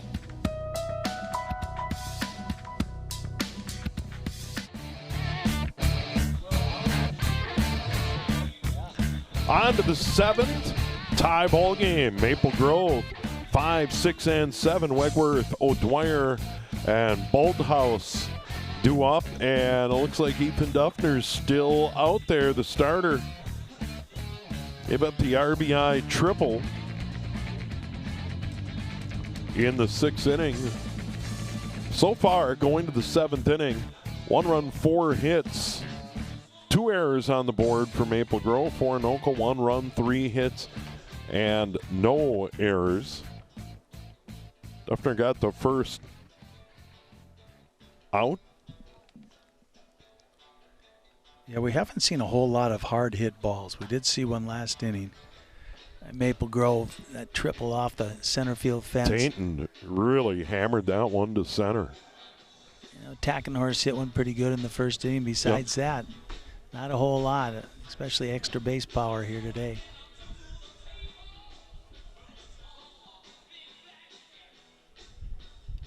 Shadows almost completely covered the infield. Second base, shortstop, still in some fading sunlight. And here we go. Wegworth. Top of the 7th. Number 19, Max Wingworth. Wegworth started on the mound, now in right field, struck out twice. 6 strikeouts in the game for Duffner. He's done a nice job. Well, 5, 6, 7 hitters here for Maple Grove.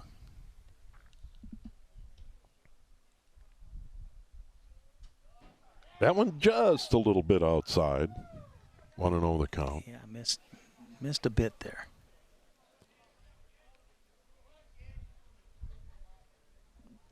I just can't get over how nice a night it turned out to be.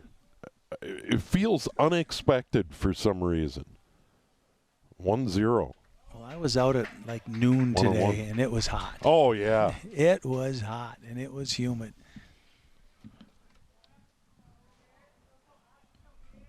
Well, 1-1.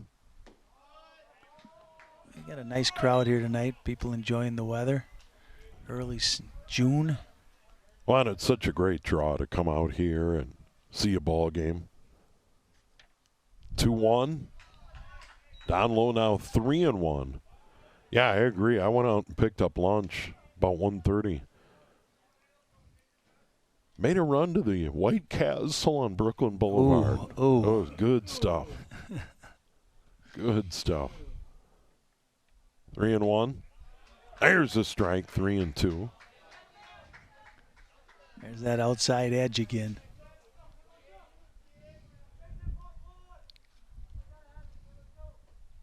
Three-two pitch. Struck him out. Well, he battled back, got the big strikeout. 1 out, nobody on, and the batter's going to be Evan O'Dwyer, the left fielder. That's a couple times that he's got Wegworth on that high fastball, got him to chase. He's got 3 or 4 strikeouts on that high fastball. And here's another look at it. That's right up at the shoulders. Hard to get to. Looks like you want to hit it, though. So when hit high in the air, shallow center field, Cam Jensen out. Center fielder comes on, Jake Nedved. Quickly 2 away. Nedved did a good job charging in and calling everybody off. Yeah, he kind of learned from that last one that dropped in there. He came and got this one because that's a tough ball for the infielders right there, especially with that wind blowing out. Yeah, and is that a challenge, teaching the young players to take charge in a situation like that? You know, come on, take charge. It's your ball. You're the center fielder. It's a real challenge. And, you know, who has, you know, anything in foul territory on the first base side, you want your second baseman to go get it, not your first baseman who's drifting back. Same thing on the left side of the infield. You want your shortstop to go get it instead of your third baseman. Obviously, they have to go over and chase until they get called off, but that's usually shouldn't be their ball. Just like center field, he's the quarterback. He's in charge. He can call anybody off.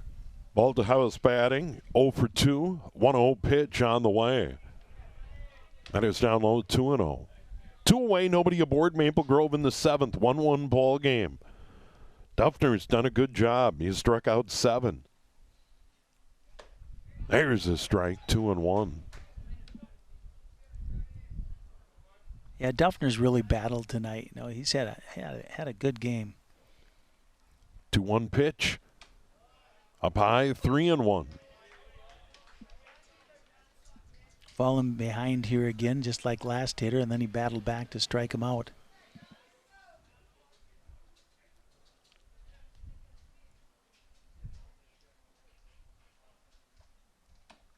There's a strike, 3-2. Dropped one in there. I mean, all you want from the umpires is consistency. Oh. You know what? And he's been consistent. He's called that pitch. 3-2. A little bit too far outside, and that is a 2-out walk for Bolthouse. That'll bring up Teddy Conlon. Ground out and lined out to center field. Nedved made a good catch on it in the 5th. He's also the second baseman who made that nice play. Oh, yeah. I got a star. Star in the book. Up high, ball 1. I'm guessing this is going to be the last inning for Duffner if we go into extra innings, but he'd like to get that last out here. There is activity in the Anoka bullpen down the right field line. Throw outside, throw behind the runner. Just ducks back. Count 2-0 to Conlon. Like to end it here. Conlon, the number 8 hitter in the order. Thomas, the catcher, waiting on deck. Now we'll get a mound visit. That's Alex Glick, who's joined the program this year. Former player who had an excellent high school career, and he's really been a help with the pitchers. He knows what he's talking about, so a good addition for Anoka's varsity and Anoka's Legion program. And a count 2-0, one on. Runner at first, 2 outs. Maple Grove's lone run came in the 6th. Trying to grab the lead here in the 7th. breeze has let up. It is still blowing out to left. Not nearly as strong as the early innings. 2-0 pitch to the screen, foul, 2-1.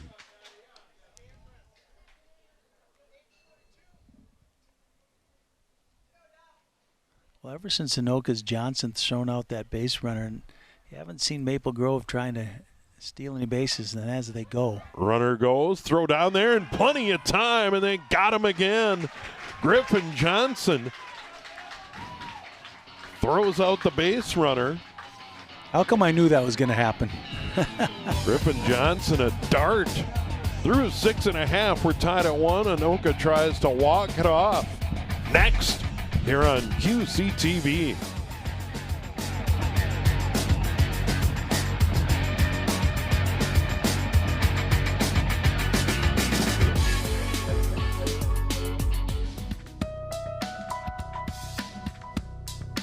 Hello, my name is Varla Ventura. I'm an author. My most recent book is Enchanted Plants, A Treasury of Botanical Folklore and Magic.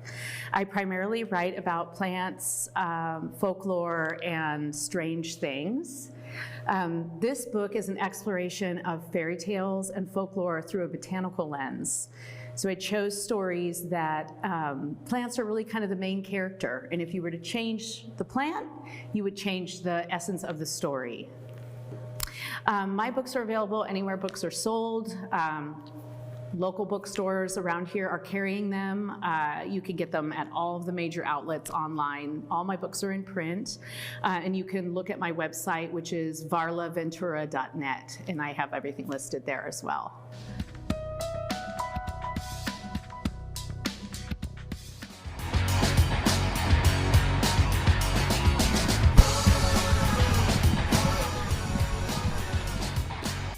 And there's a great view from the center field camera as we go to the 7th. Anoka trying to win their opener. They're in a beautiful night at Castle Field. Big thanks to our crew. Steve Thompson, Pete Hayes. Always fun to be here. And for Anoka, 8, 9, and 1. Haas, Jagger, and Nedved due up. Haas had a walk. Fly ball out, 0 for 1 in the ball game. Oliver Tate, and still pitching, came in from right field in relief of Max Wegworth. They traded spots, first pitch strike. 0-1 the count. Starting him off with that sweeping curveball. I don't think Haas was expecting that.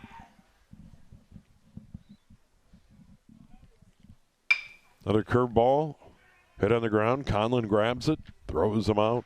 1 up, 1 down for Anoka in the 7th. Levi Jagger, their shortstop, will bat. And work continues in the bullpen for Anoka, and that's likely our next pitcher in the ball game. So Jagger's going to bat. He's 0 for 2. Lined out to left in the 2nd. Fly ball to right in the 5th, 0 for 2. Pitch to him. Hit in the air, down for a hit. On a hop to Evan O'Dwyer. Solid single to left for Jagger. And with 1 out, go to the top of the order in Jake Nedved. And now Anoka's got a chance to pull it out here in the 7th. Number 9 hitter, young Jagger, getting the base hit here to lead off with 1 out in the 9th. I'll tell you what, Carbon's probably thrown a game out there in the bullpen already. He's been out there a long time. Both teams 4 hits now. Anoka has the winning run on. The batter's Nedved. First pitch gets by the catcher, and the runner's going to move up. Well, he's sitting there right now, and you got your number 1 and number 2 hitters coming up, so Anoka's going to have an opportunity to walk this off. Jagger's got good speed. And the pitch. Strike, 1-1. 1 out, runner at second. There in the bottom of the 7th. Anoka trying to win their opener. Post 102 against post 172 from Maple Grove, and the games come fast and furious. A lot of games, tournament action.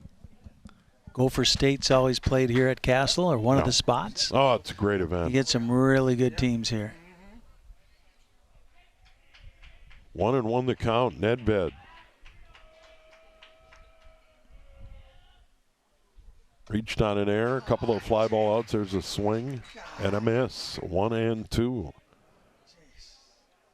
Reached for that one a bit. Fly ball to center in the first. Fly ball to left in the third. Reached on the air. Moved to second on the wild pitch in the fifth. 1-2 on the way. Dayton checks a runner to the screen. He was on it. We'll do it again at 1-2. Yeah, nice job by Nedved right here. Now that you hit that outside corner, you got to take that ball the other way. Big hole over there between first and second base. Teddy Conlon shaded toward the bag, trying to keep the runner close. Sargent off the bag at first, so as you pointed out, Pete, big hole over on that side of the infield. 1-2 the count. Dayton's pitch outside, 2-2. Well outside. Thomas had to pop out of the crouch and stab that one. Maple Grove has those outfielders pretty shallow right now, knowing that they got to come up throwing on a base hit. So good strategy by Maple Grove. Dayton checks a runner. Curveball up high, 3-2. And I know they're not necessarily worried about the walk here. You just don't want to throw a cookie here. Runners at first and second. Dayton's pitch. He missed. Put him on. Yeah, that doesn't hurt anything. His run doesn't mean anything. Yeah. Actually, it's a good thing for them because now they can get a double play. Well, and beyond that, you don't want to give Nedved something right down the middle that he can drive and end the ball game. And now it's Cam Jensen. Walk, scored a run. The lone Anoka run so far. Popped out to third. Popped out to left. 2 on, 1 out. Dayton in a jam here in the bottom of the seventh. The pitch. Strike. Nipped the inside corner to the left-handed bat. And it's 0-1. Getting up in the count, as we've talked about the whole game, is big.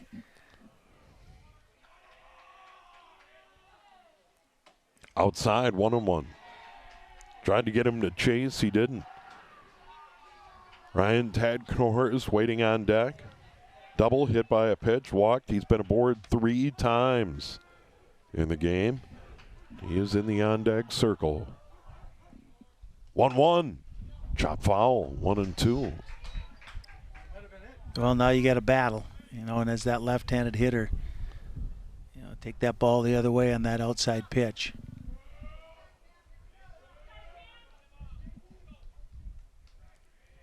Anoka got that run early in the first, trying to add one in the seventh and win it. 1-2. Fouled back.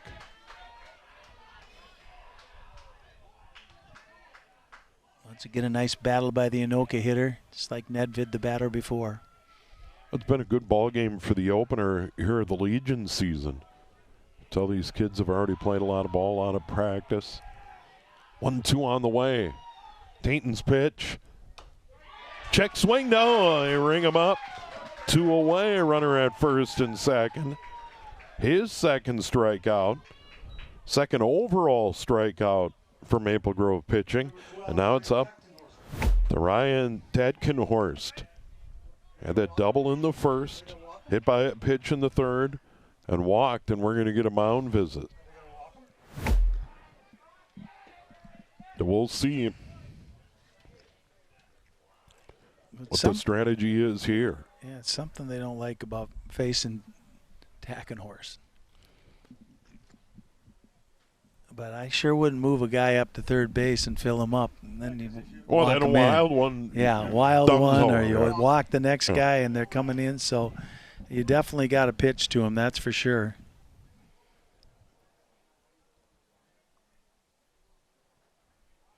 They're just making sure that they're telling everybody where you need to be and where that ball needs to go. So good strategy by Maple Grove coaching staff. And then, a hit to the outfield. If he is able to put one in play in the outfield and get it down for a hit, it kind of depends, because you would assume they're going to stay shallow. Right. It doesn't look like they're too shallow in right field with the left-handed bat up. It looks like they're playing it pretty straight away in the outfield, which is a bit surprising. Yeah, they must like that arm out there in right field. Well, that is the pitcher. Yeah, So- Wegworth. Pretty good arm. Runner at first, runner at second, 2 outs. Ryan Tattenhorst at the plate. Trying to win it for Anoka here in the 7th. The pitch lifted in the air, left field. O'Dwyer back, makes the catch. It didn't look easy, but he squeezes it in the glove. We'll go to the 8th. Tied at 1. He goes the other way, and O'Dwyer makes the out. 8th inning coming up here on QCTV.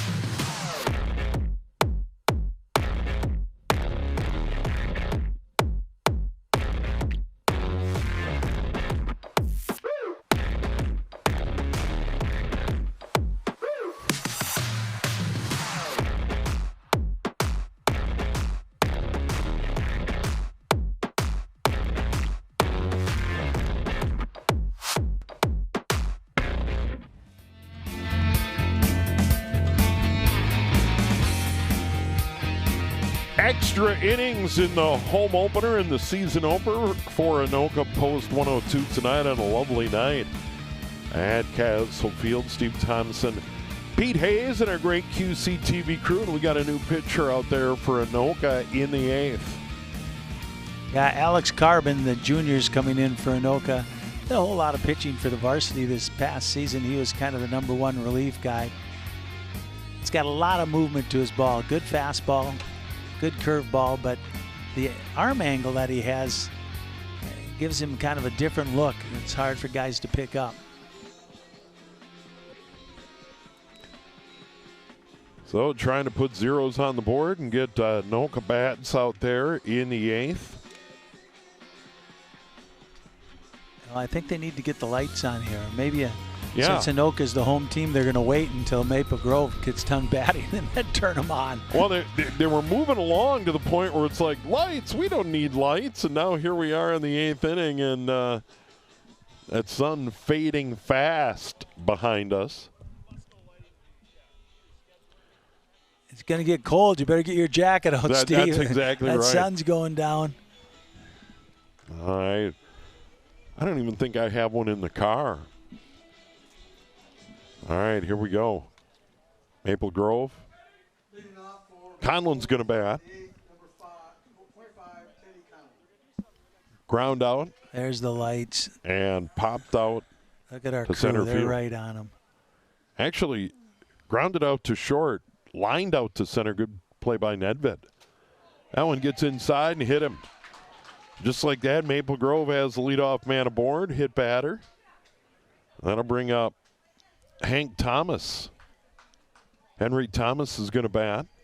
Well, that's not He's a the way you catcher. want to start off there for Anoka, and that just nicks that upper shoulder. Turned right into it. Actually, he turned away, but it got him in the left shoulder. Now we have a quick mound visit. Griffin Johnson out there.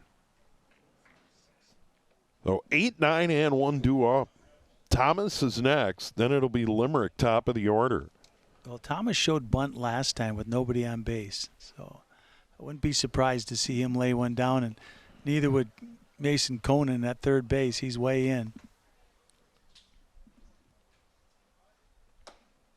Show bunt, throw behind the runner, and the runner gets back. That was a strike. Not sure if they said he offered or not on this one. 1-0 the count. Runner on, hit batter. Another butt attempt, throw behind the runner again. He's offering it. And now 2-0. High and away. He sticks the bat out there, but 2 balls, no strikes. Yeah, you don't want to walk this guy. You got to make him bunt the ball. 2-0 on the way, and now 3-0. And Maple Grove brewing a threat with the top of the order looming.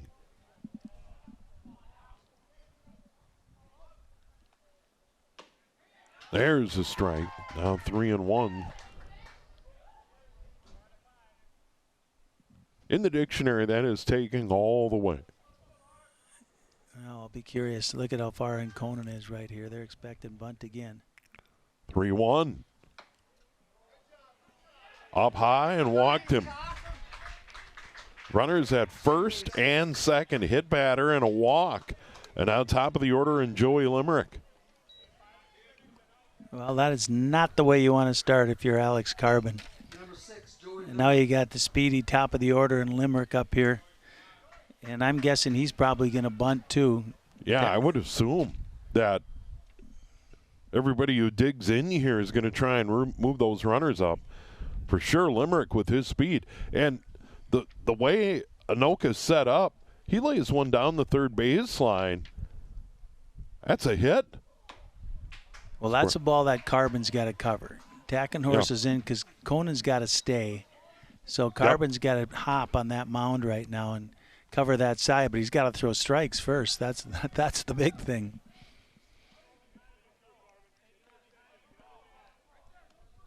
Tackenhorse in at third base. Runners at first and second, nobody out. Lays down a bunt. That's foul. 1-1. Now, if the ball's bunted hard enough down third and you know that he can't get to it, then the third baseman has to charge and make that play. Second baseman has to get over to first base if Tackenhorse comes in. That's why Jensen's faded towards the first base line. 1-1 the count. Big cut. He came up empty, 1-2. So Carbon gets a big strike, gets ahead in the count. And a strikeout here would be huge. That'd be a good thing for Anoka. Yeah, that's for sure. He gets up in the count now. I'll be interested what he throws here. 1-2. Hack foul. Siebert waiting on deck. Then we get Tatum up. Is that right, Tatum? Is that his name? Yep. Hit that triple. He had 3 hits the first game against Wayzata. He drilled that ball to center really this did. ball game. Off the bottom of the fence. In the air. 1-2. Oh, that's right there. Ring him up. Limerick strikes out looking. That is the 8th overall strikeout. First for Carbon. And a huge out. Runner still at first and second. That'll bring up Siebert. Siebert walked in the first. Popped out to first in the third. Fly ball to center in the 6th. That was right there. Right there. I'm really surprised that with 1 strike he wasn't still bunting. Got in the hole 1-2. Carbon checks the runner to the plate. High, ball 1. Getting behind the hitter here. Big strikeout he just got, though.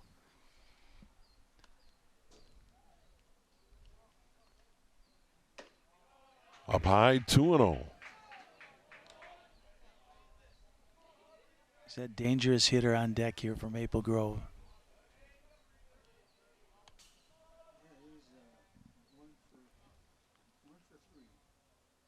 2-0 on the way, 1 away. Runners first and second, and the pitch.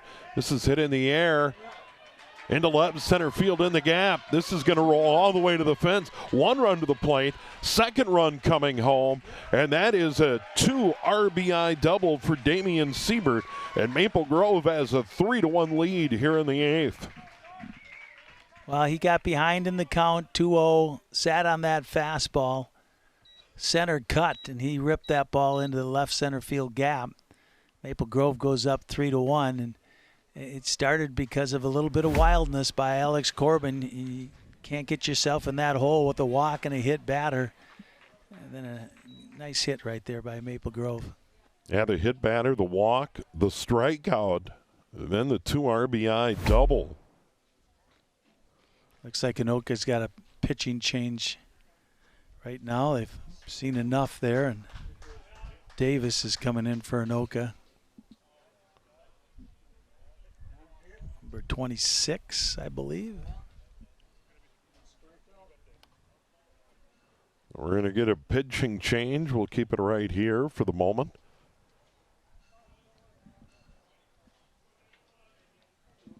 Yeah, you just can't get behind.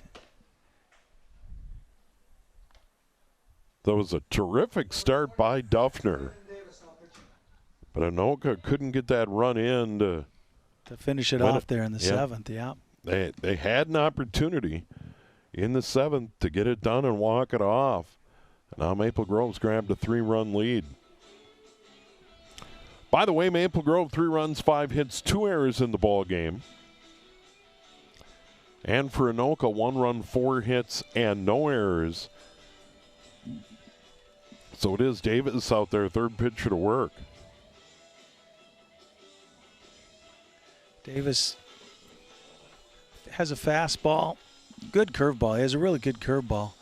Still working on that changeup. And, you know, at the high school level and the Legion level, you really got to have that 3rd pitch. And he's working on that right now. But I would say that his fastball and his curveball are above average, so that keeps him in most games. And Tainton in the 6th, RBI triple off the bottom of the wall in dead center field, drove it over Nedved. He really didn't have a chance to get it. It was hit so well. I mean, he turned and sprinted and picked that one up off the bottom of the fence out there. Runner at 2nd, 1 out here in the 8th.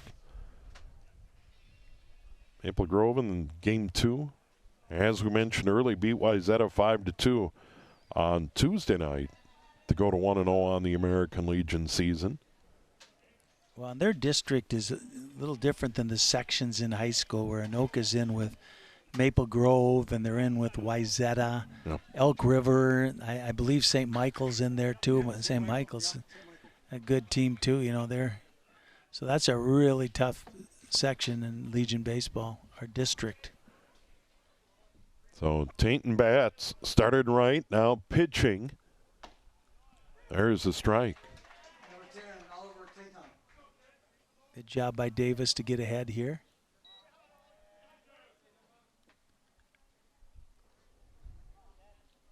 Oh, and 1 the count. Skips in. Good block there by Griffin Johnson. Kept it in front of him. 1-1 the count. Yeah, if you're Anoka, you have to be really happy with the way that Ethan Duffner pitched tonight. Oh. He did a really nice job, and that's your number 2 guy behind Nedland. So that's a real positive for the summer. A throw. That one skips by, gets into center field. Nedved's charging. Runner's going to move up. Yeah, that one wasn't timed out too well. Now runner at 3rd and 1 out. And the count 1-1. Yeah, if you're Anoka, you're going to have to bring that infield in now. Tainton the batter. 1-1 the count.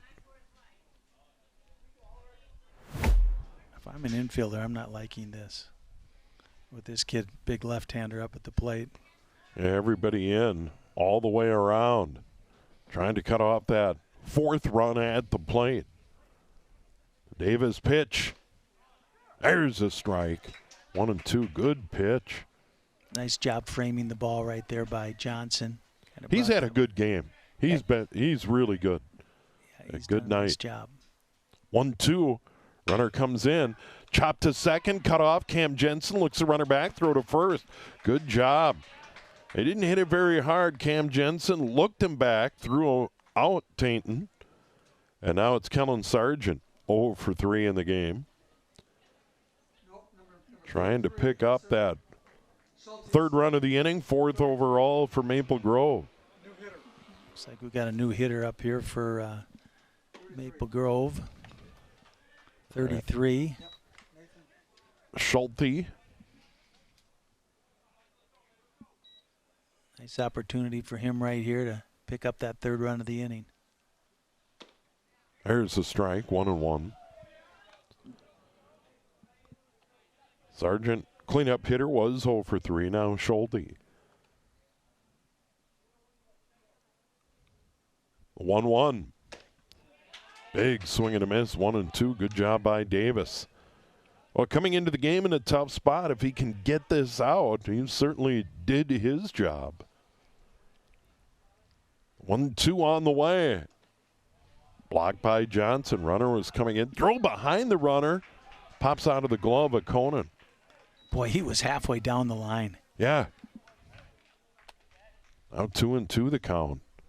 Nice job by Johnson.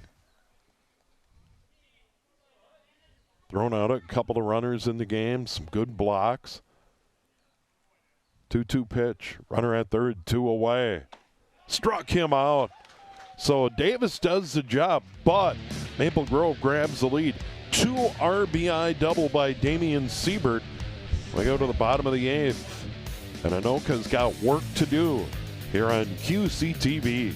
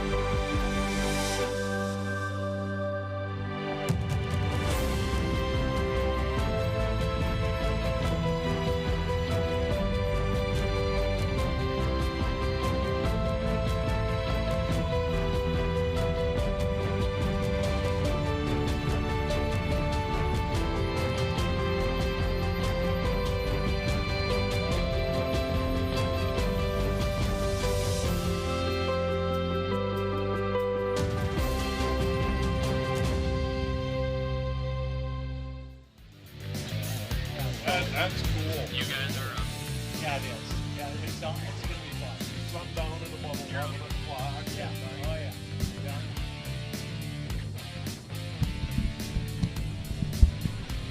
yeah. And here we go to the bottom of the 8th. Anoka down by 2.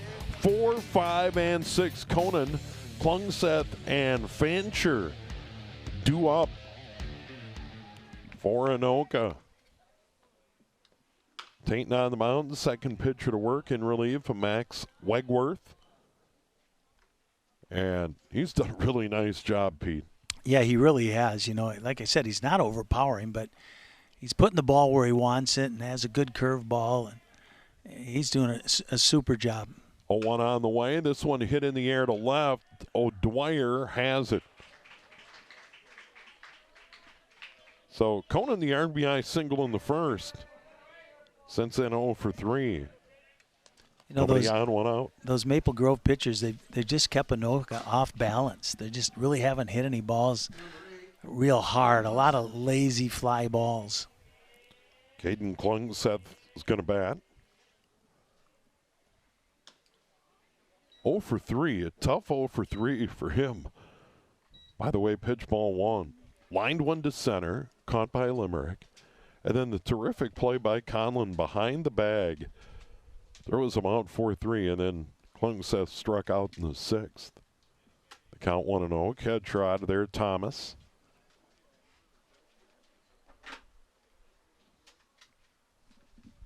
No activity in either pen. This is one of the rare batters that he's fallen behind. Usually he's been throwing that first strike. Klungseth needs to get on base any way that he can. 1-0.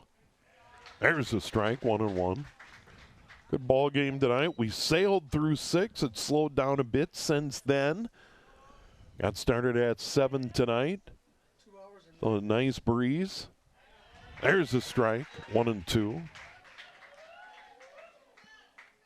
Well, you'll be up early in the morning tomorrow.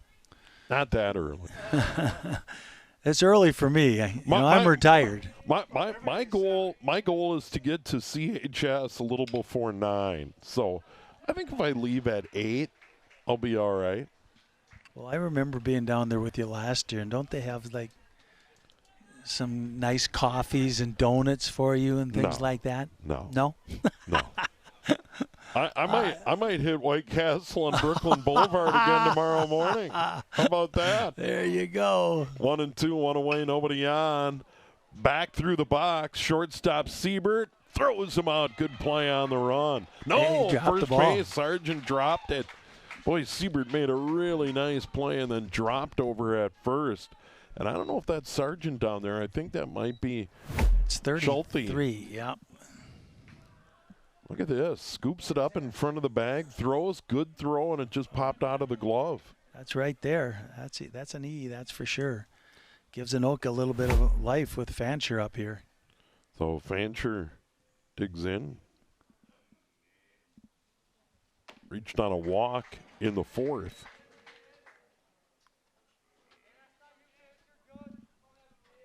Oh, and 1 the count, 1 away.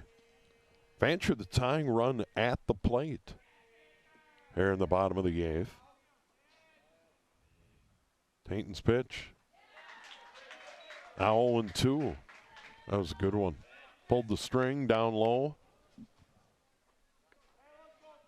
Well, he got Fancher last time on a curveball in the dirt. Let's see if he doesn't come back with that again.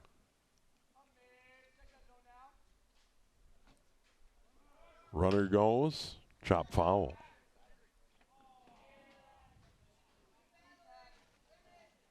A little surprised to see that runner going where he doesn't mean a whole lot. I guess it'll keep you out of a double play. The run that counts is the guy who's at the plate. Maple Grove leads at 3-1. 3 errors on the board. Total of 5 hits. Anoka 1-4-1 in the game. 0-2. 1 out, 1 on. Called third strike. I've called that all night. They sure have. You just can't be taking that. You got to protect that outside. Like I said, maybe get a little bit closer to the plate so you can reach that outside edge. Tainton's third strikeout, 3rd overall for Maple Grove pitching, and Anoka down to their final out. Griffin Johnson. Catcher 0 for 3. Couple of ground outs, fly ball out. Johnson's got a little power. Talked about that earlier with 6 doubles during the high school season and a home run. So he's a gap-to-gap guy. 1-0 the count. There this one stroked to left and deep. O'Dwyer it's back. Gone. It's gone. Tie ball game. Griffin Johnson, the 2-run shot, and we're knotted at 3. And Pete called it. Wow. As soon as he hit that, you knew that thing was gone. And we tied it up, so we're going to play some more bonus baseball. Make sure he touches first. Yeah, make sure he touches home. Yeah, make sure he touches home. How about that? Yeah, he got all of that. Here's another look at it. He just watched that one go over. That might be in the pond out there. If our truck was moved over a little bit, that might have been the first one right there. Tie ball game. And now Evan Haas will come to the plate. Walked in 3 trips. 0 for 2. Number 17. How about that? Swing and a miss. Big swing by Haas right there. Tried to untie this. And you pointed out, he has power to doubles a home run in the high school season. And He turned on that one. Now 1-1 to Haas.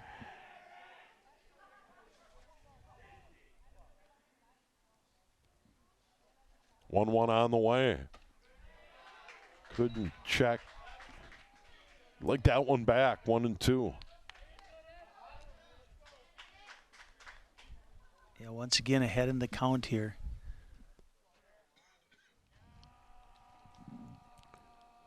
1-2 on the way. Up high. 2-2. If he's able to reach, Jagger's on deck. Number 9 hitter.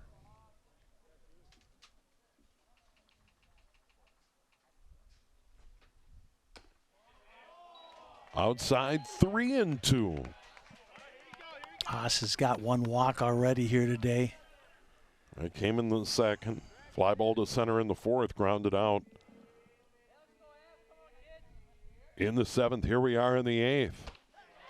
Called third strike, but Anoka ties it up. The 2-run shot by Griffin Johnson to left. We'll go to the ninth, tied at 3 here on QCTV.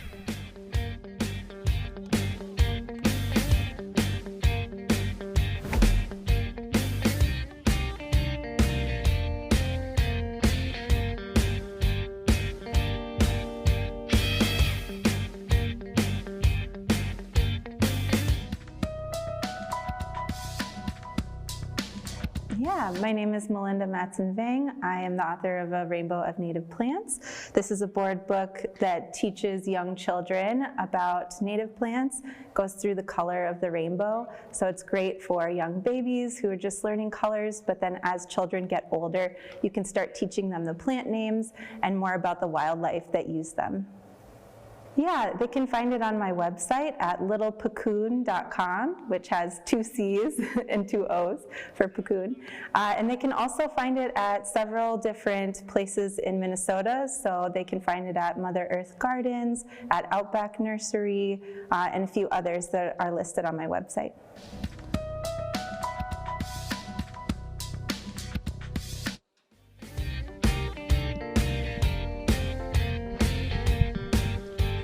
Here we go to the ninth. Maple Grove, they got 2 in the top of the 8th. Anoka answers. Griffin Johnson, the 2-run homer to left. Certainly a fun moment in the ball game. And here we go to the 9th. And Landon Davis, 3rd pitch to work. Duffner, a good job. Harbin struggled. There he is. 2-run shot. That's got to be fun under the lights. Tie ball game. He's having a game. Threw a couple of runners out and hits a 2-run homer with 2 outs, I believe. The bottom of 8. Yep. Losing track here. So Maple Grove, Wegworth, O'Dwyer, Bolthouse due up, and that is 5, 6, and 7 in their order.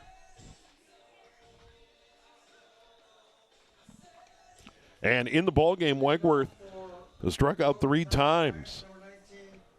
Number 5 hitter in their order, struck out 2nd, 4th, and 7th. And the pitch from Davis, high and tight, 1-0. In a couple of those, he's chased some high fastballs. He's trying to plead his case there with the umpire that got hit in the elbow guard. There's a strike, 1-1. Hardly a breeze now. We had a pretty good win when the game started. And now Old Glory near the scoreboard, hardly moving. That's why that Johnson home run was more impressive than, there was not a lot of wind to carry that out. Yeah, he got all of it. 1-2 on the way from Davis. Called third strike. Davis has done a terrific job since coming in. Yeah, nice job right there. And Wegworth is not happy right now. 9th strikeout all overall for Anoka. 3rd for Davis. That'll bring up Evan O'Dwyer. He had a single in the 2nd. Struck out in the 5th. Fly ball to center in the 7th. O'Dwyer. Big cut, came up empty.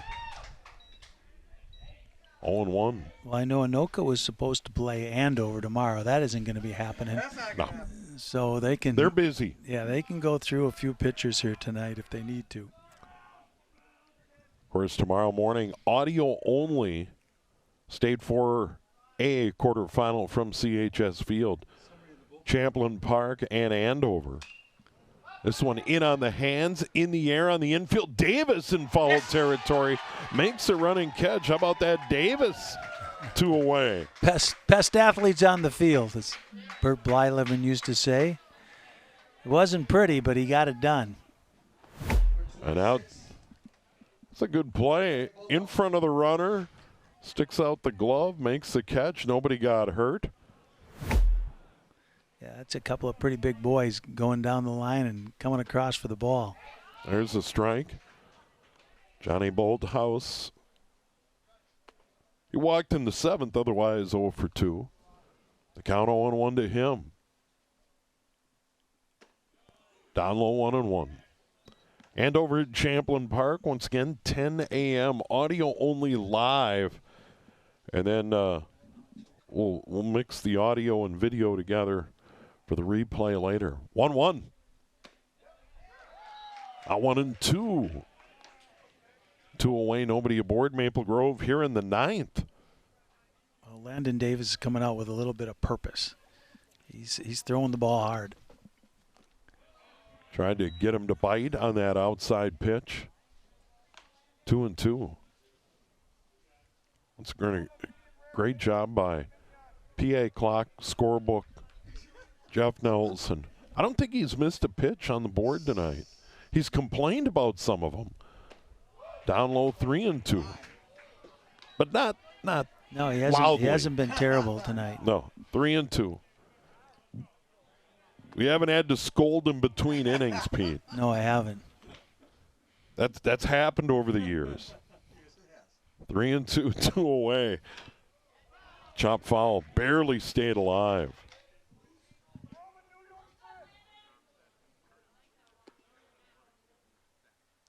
Well, it's a big guy to get out right here. And Oak will be coming up with the top of their order. And a chance to walk it off in the 9th. Both teams have had their chances late. 3-2.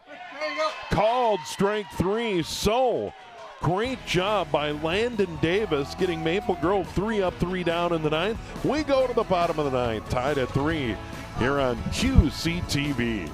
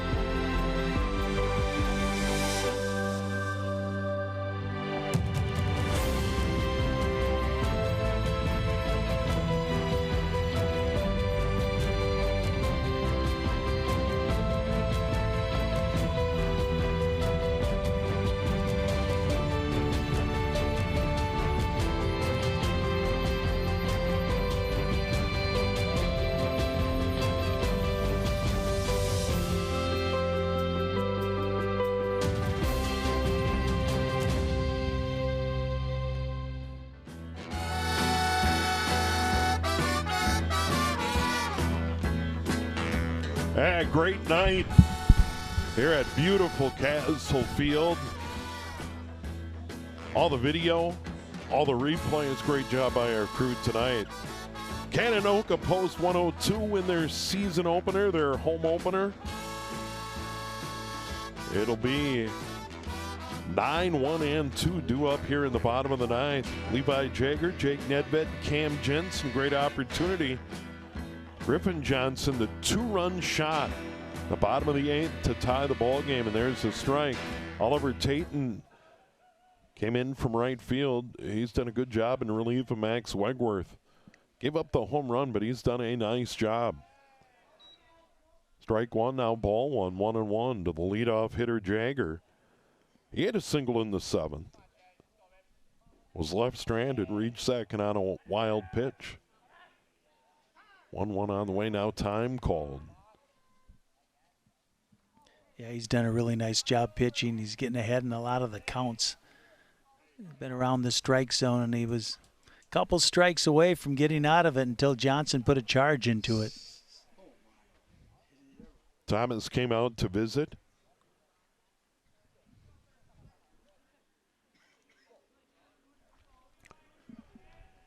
Leadoff batter Jagger, 1-1 on the way. Tainton's pitch up high, 2-1. And his job to get on base any way, shape, or form, get it to the top of the order and let those bats take over. Some of those bats, top of the order, are due. Big cut came up empty. 2-2 now. You know, that's how Maple Grove scored their 2 runs in the 7th inning, I believe, where they got the 8 and 9 hitter on base, moved him around. 2-2 struck him out. That is the 5th strikeout for Tainton in relief. Their only strikeouts of the night. Nobody on, 1 out, and the batter is Jake Nedved. Nedved reached on an error, walked in the 7th. Couple of fly ball outs early in the ball game. Outside, stabbed by Thomas, 1-0. Well, this is the guy Anoka would like to see on base. Like I said, if he can get on first, it's kind of like him standing on second, the way that he steals bases. 1-0 on the way. Outside, 2-0. You have to be real patient now, and center cut, nothing else. That's what you got to be looking. Well, Anoka had a big opportunity, bottom of the 7th, 2 on, 1 out. Couldn't push that winning run across. Now 3-0.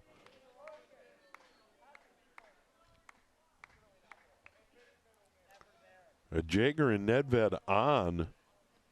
Couldn't.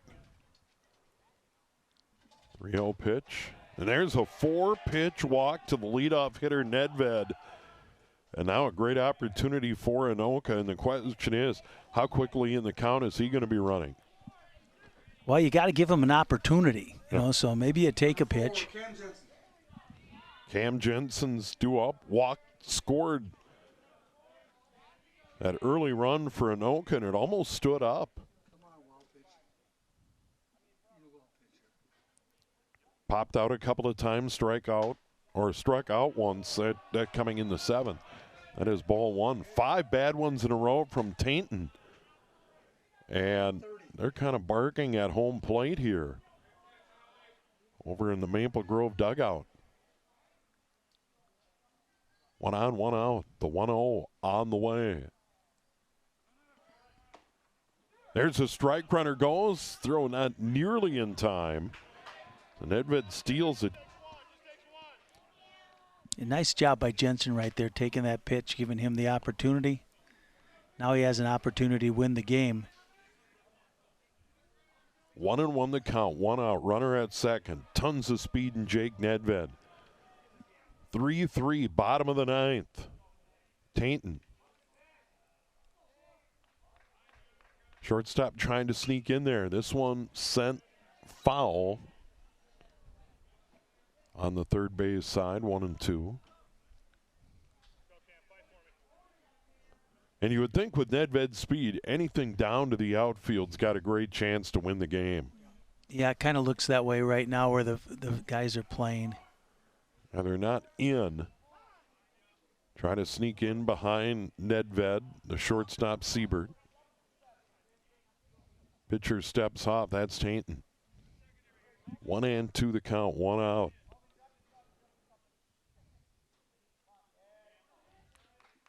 Cam Jensen trying to get it done. Big cut. Yeah, Jensen's up there battling right now. 1-2. Tell you what, if you get a good jump out there at second base, you could steal third. Then bring that infield in and have an opportunity, open up a little more room. Well, you get that runner to third with one out, that opens up a hole, and then lob it behind the runner.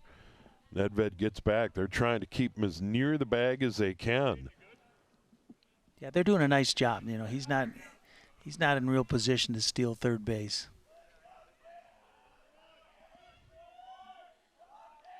Cat and mouse game continues. 1-2 to the plate.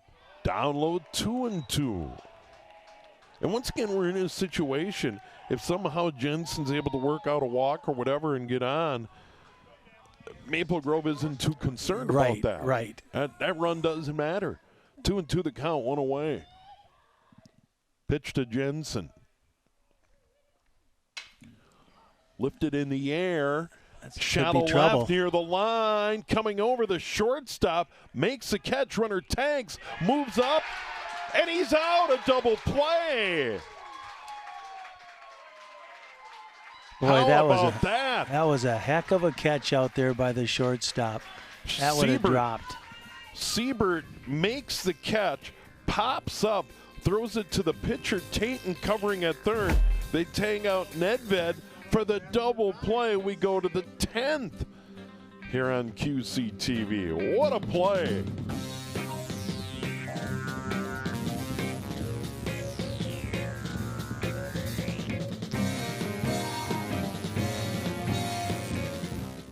Hi there, my name is Greg Stumpf.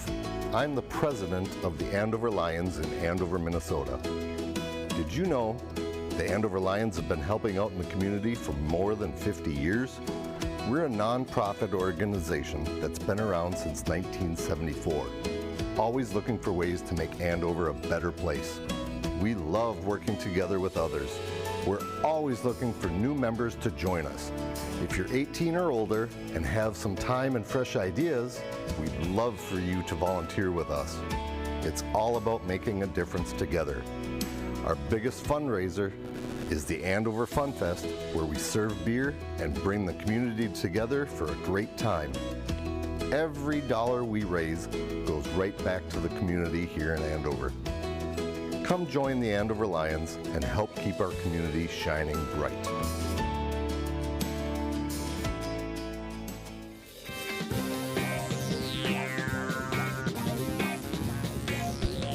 On to the 10th, tied at 3. Both teams have had opportunities. Anoka's had some golden opportunities here in extra innings and weren't able to cash in.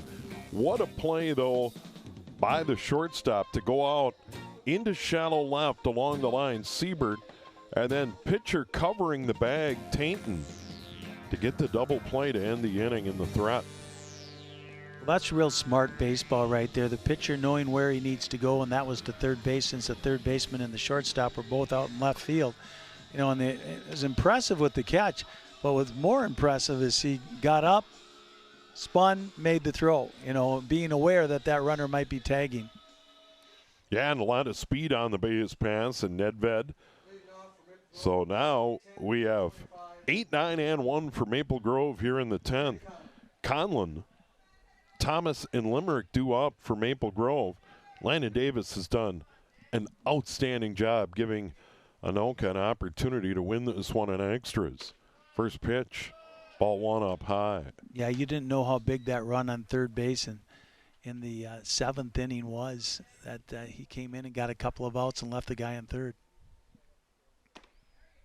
There's a strike, 1-1. Colin in the game got hit by a pitch in the 8th, scored one of their 2 runs that gave him a 3-1 lead. Then, of course, Griffin Johnson hit the 2-run shot to tie it. There's a strike, and 1-2. He's come in and struck out 4. 10 strikeouts overall for Anoka pitching.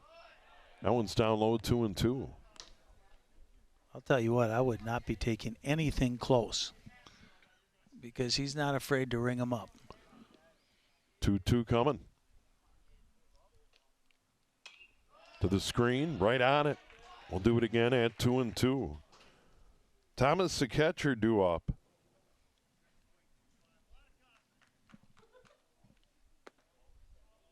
Then they'll go back to the top of the order. This is where Maple Grove caused problems last time.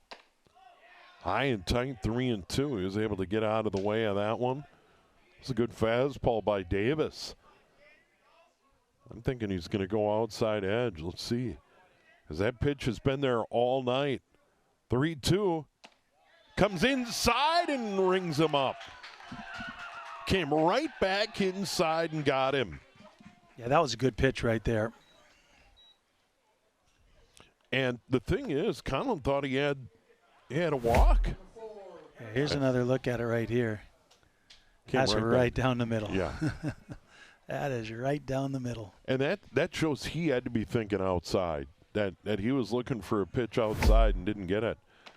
Number 9 hitter Thomas, who scored run number 2 in the 8th to give him a 3-run lead, or a 3-1 lead. And it's now 1-0.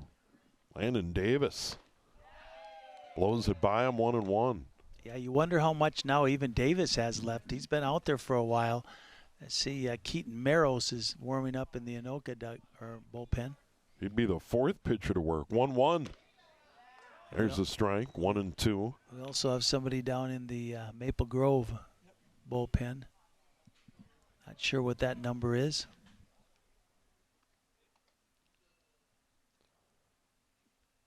One, two, up high, 2-2. That's a good spot for that pitch right there. 1-2, high and away fastball. See if he can get him to chase. Top of the order, Joey Limerick due to bat for Maple Grove next. There's a curveball, strike 3. 6th strikeout, 11th overall for Anoka pitching. That 2 up, was 2 down. Nice curveball right there. Dropped that right in the bucket. He's pitching well. He's got to put out as well in foul territory. Landon Davis having a night. There's a strike outside edge to the left-handed bat, Limerick. Limerick walked way back in the first, stole a base. Single in the 3rd. Hit by a pitch in the 6th, scored a run. Struck out in the 8th. Now 0-2 the count. Davis pouring it in there, trying to strike out the side. We haven't seen that here tonight. We're going to look high and away here, or he's going to drop that curveball on him. Let's see if you can hit that inside corner with it. Please, oh, come on. Oh, my God. The officials are telling the dugouts to calm down a little bit here. Getting late, getting rowdy. 0-2, down low 1-2.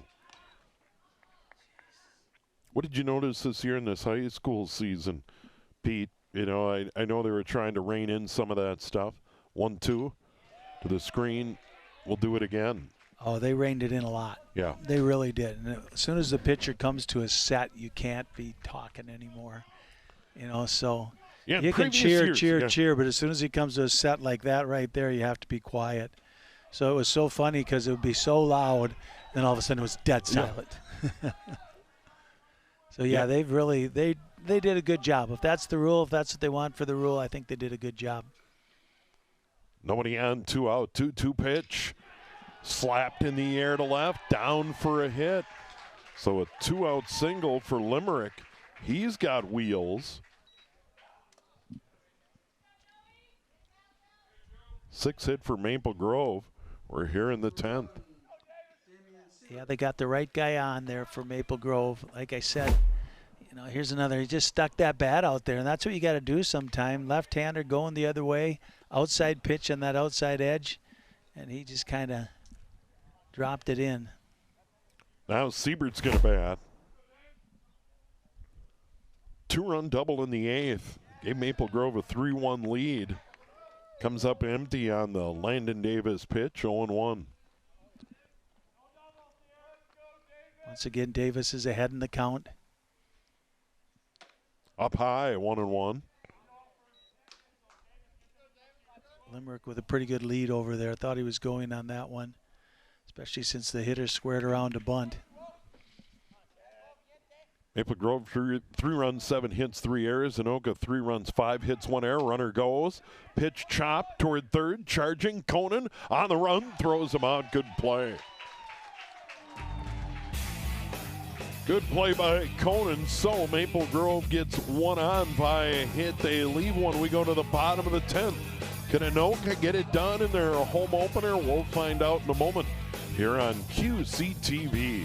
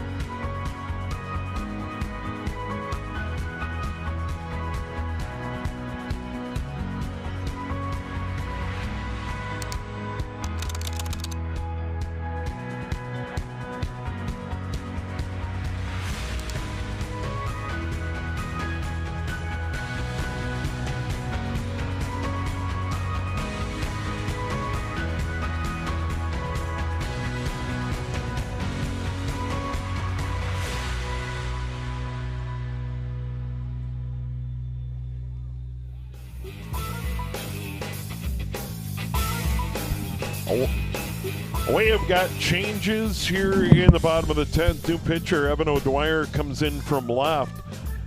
Wegworth from right to left. And Tainton, who is on the mound, will go back to right field where he started the ball game. And I think I got it. Well, O'Dwyer, the top pitcher on that, or one of the top pitchers on that Maple Grove High School team. Funky motion out there. Kind of comes in 3/4, tons of movement on the ball. So Maple Grove's not messing around here. 3-3. Bottom of the 10th. It'll be 3, 4, and 5. Tatkenhorst, Conan, Klungseth due up for Anoka. Can they win it? They've had opportunities. Had 2 on in the 7th, 2 on again in the 8th. And of course, the 2-run shot by Johnson tied it in the 8th, and then they had 2 on in the 9th. Want to know the count here to Ryan Tatkenhorst. 1-0. Outside 2-0. He had that double in the first. Got hit by a pitch in the 3rd. Walked in the 5th. Lined out to left in the 7th. Outside 3-0. Oh, leadoff walk would work. Yeah, you're taking all the way right here. If he gets this one in, you're swinging at 3-1, but this one right here, you're taking all the way. There it is, 3-1. Now you still want a good pitch. You want to get a good swing on the ball. 3-1. Outside. There's a leadoff walk.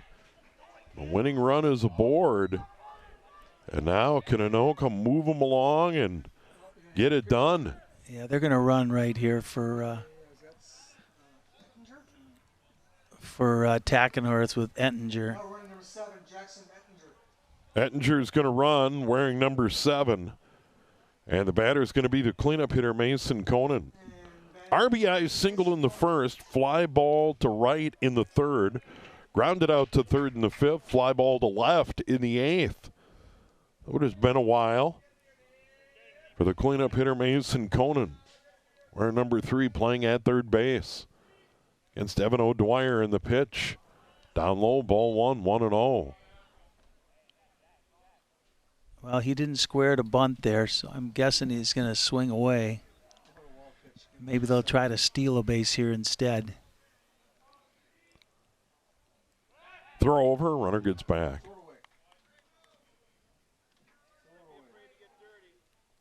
One and oh the count. 3-3 in the 10th.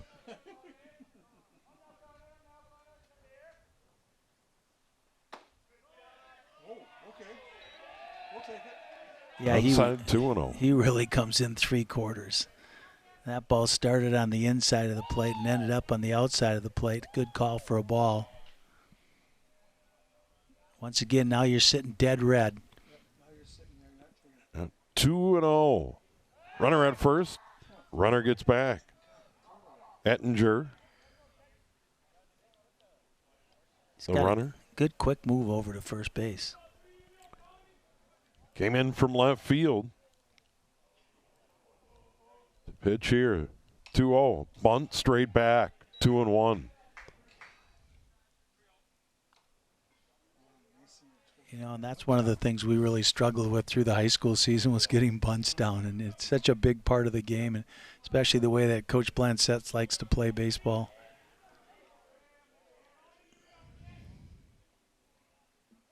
Runner goes. This one lifted in the air to right. Right fielder has it measured. That's Tainton who was in pitching, and they're going to double off the runner. Ettinger straight off the bag. Tainton and Anoka runs into a double play. They ran into a double play of sorts to end the 9th. And now there's nobody on and 2 outs here in the 10th. Yeah, he was stealing on that, Steve. And by the time he saw it was being caught, he didn't have any chance to get back. Then he kind of slipped trying to get back, but that wasn't even close.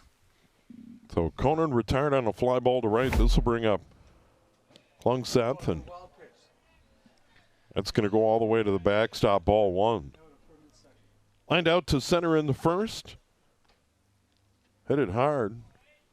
Great play by Conlon to throw him out 4-3 in the 4th. Struck out in the 6th. Reached on an error, scored a run on that 2-run shot by Johnson. That one hit him. So now with 2 out, they have a runner on. But I tell you, things can change in this game of baseball. It's 2-0 count to Conan with the runner on first base. Doesn't get that bunt back. Lines out to right, and all of a sudden there's 2 outs. And now Fancher's going to bat.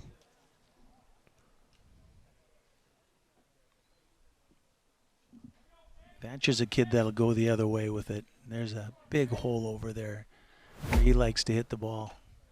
Big cut, came up empty, 0-1. 2 away, 1 on Anoka here in the 10th.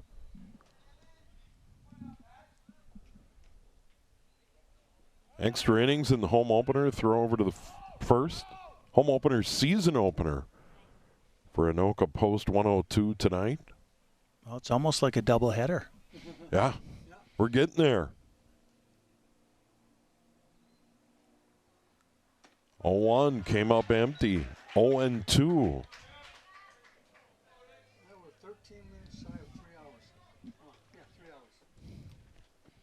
Yeah, he's got a battle up there right now.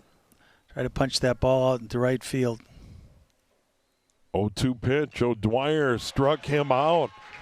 So Anoka gets base runners. They strand one. We have played 10, still tied at 3 here on QCTV.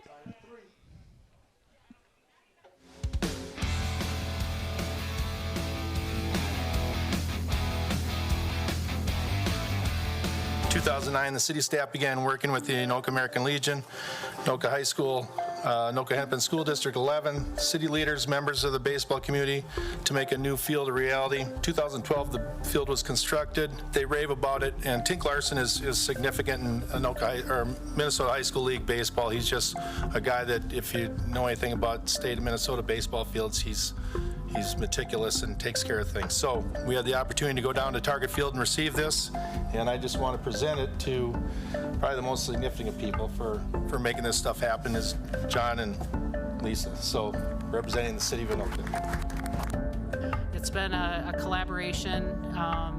You know, there's been some growing pains as the popularity of the field increases and the demand increases. And, you know, not going to lie, John and I kind of barking back saying, no more games. And they're going, yes, more games. So there's always a balance between, you know, what we want and what the community wants as far as being able to get on that field and play. So we do hear fantastic things about the field from the community. If you haven't taken in a ball game there, it's worth it. It's quite an experience to sit in the bleachers, and we tried to emulate the feel and hominess of the original field that was at the 640 Jacob Lane, and I think we did that. So, thank you.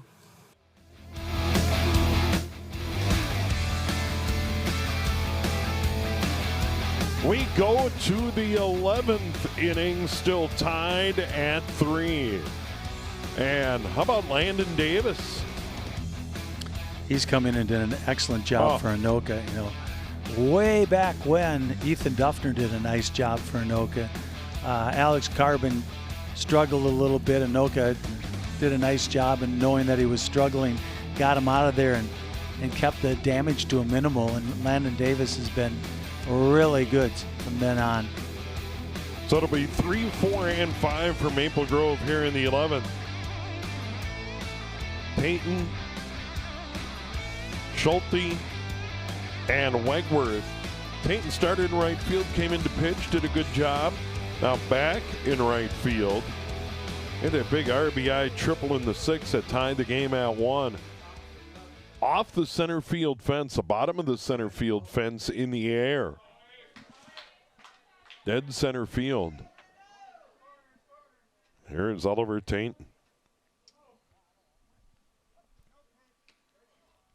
No pitch. Well, he was calling timeout there. But that's what you tell your pitchers to do. Throw the ball anyway. Don't stop. That's where pitchers get hurt. You know, if they call time, you still throw the ball if you're coming through with your motion. Maple Grove, 1 in the 6th, 2 in the 7th. Or excuse me, 2 in the 8th. Fly ball to left.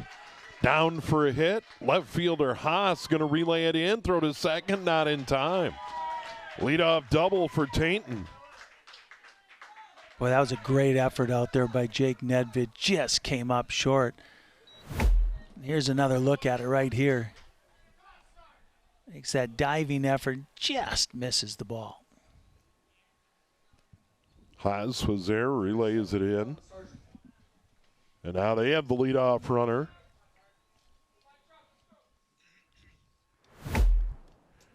At second. And the batter is going to be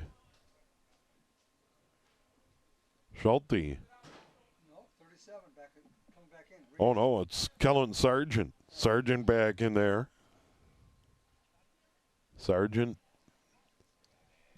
Big guy digs in from the left side. And the pitch to him. Down low, ball 1-0. We haven't seen any sacrifice punts. This is a big kid right here, so I don't think he's bunted a whole lot in his lifetime. 1-0 pitch. Outside 2-0. Davis has done a really nice job coming into this ball game. He just needs to get his composure back here after that last hit, falling behind 2-0. Looks at the runner, comes to the plate. Now 3-0. Wegworth waiting on deck. He struck out 4 times. I'm sure he's chomping at the bit to get another opportunity. Or we'll see if they go in another direction.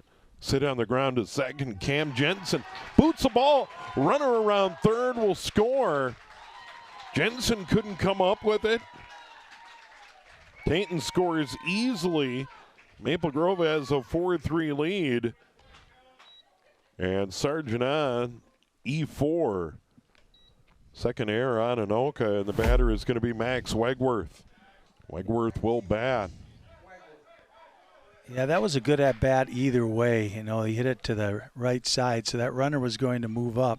It's as good as a sacrifice, but it turned out better yet, where it bounces off the second baseman Jensen, and Maple Grove goes back up. Wegworth 0 for 4, 4 strikeouts. Throw over to first, runner gets back.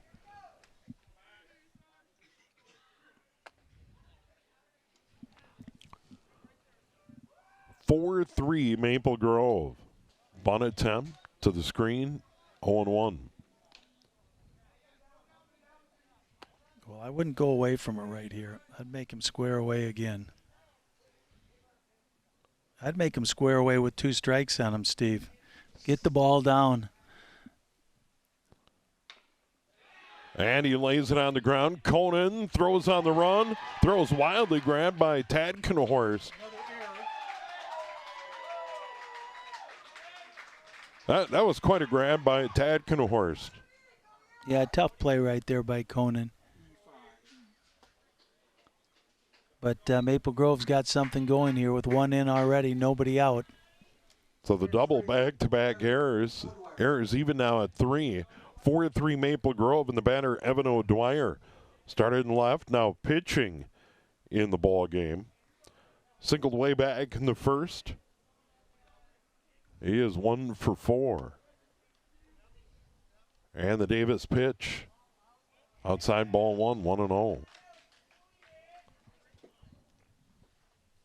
Here's another big kid, O'Dwyer. They're probably not going to have him bunting. They got that 1 run in already. Though it wouldn't be the worst idea, but they said some of these bigger guys probably haven't bunted a whole lot in their lifetime. Up high, 2-0. You know, if you want to play at that next level, though, as a hitter, you got to be able to bunt, no matter who you are.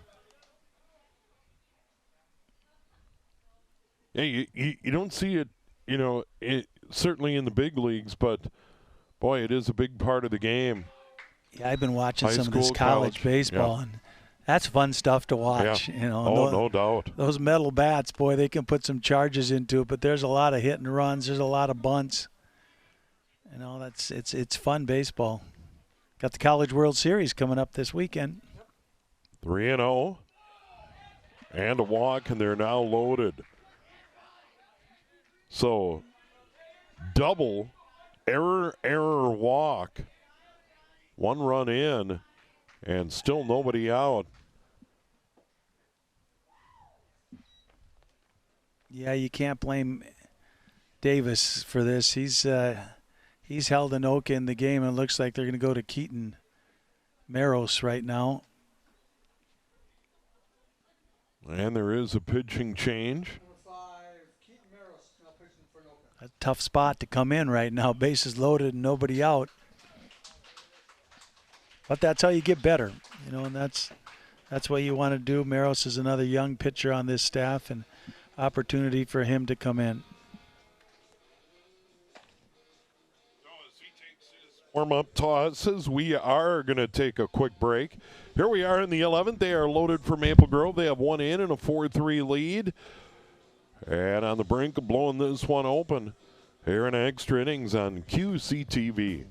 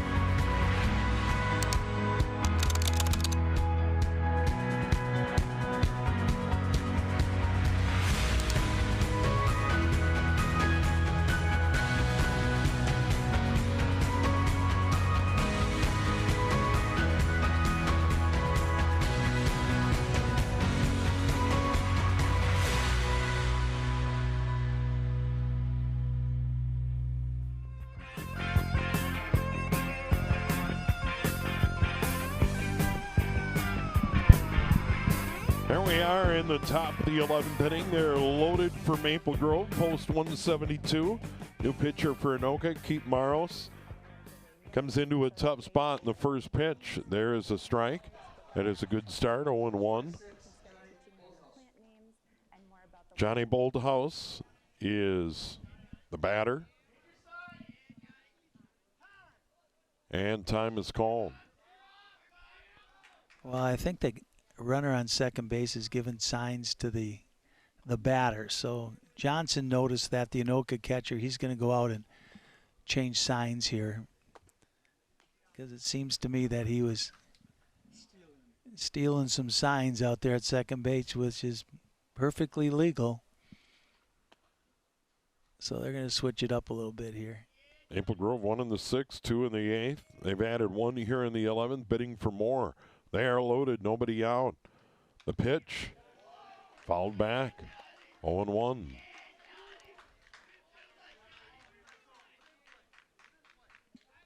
Waiting on deck, Teddy Conlon.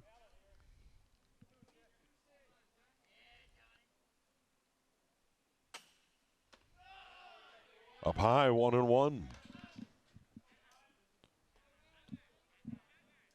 Anoka has their infield in. I think it's 1-2.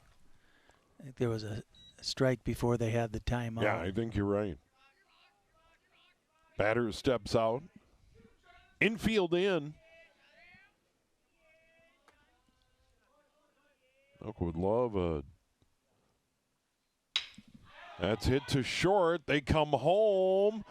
They get the force. Lead runner one away. They're still loaded. So Jagger comes to the plate. Johnson smothers it. Bolthouse will reach on the fielder's choice. That'll bring up Teddy Conlon. They're still loaded and 1 out. Yeah, it's hard to see here. And I think that bounced to him. I think he made a nice play, Johnson. Why not? He's having a night. Oh. And we're going to see him again in the bottom of the 11th. But that's a big out for Anoka. Conlon got hit by a pitch, scored a run. Up high. Ball 1, 1-0. There's no room out there, so you need to throw strikes.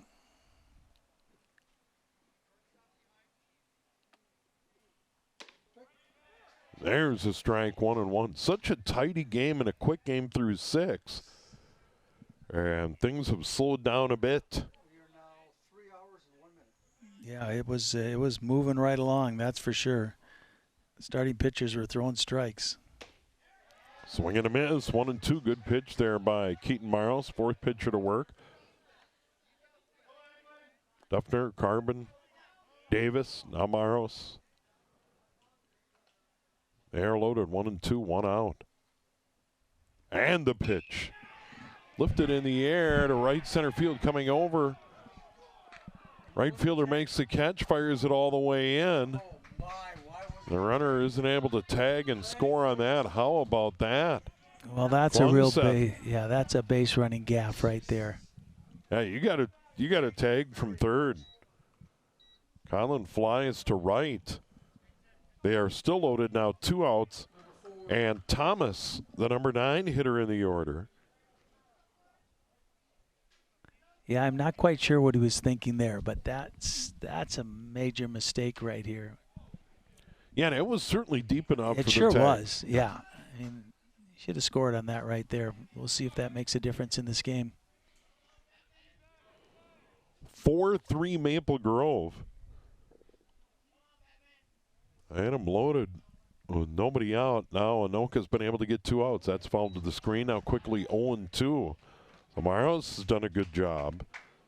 That'll leave the door open for Anoka in the bottom of the 11th. If he's able to get him back into the dugout, they start swinging the bats.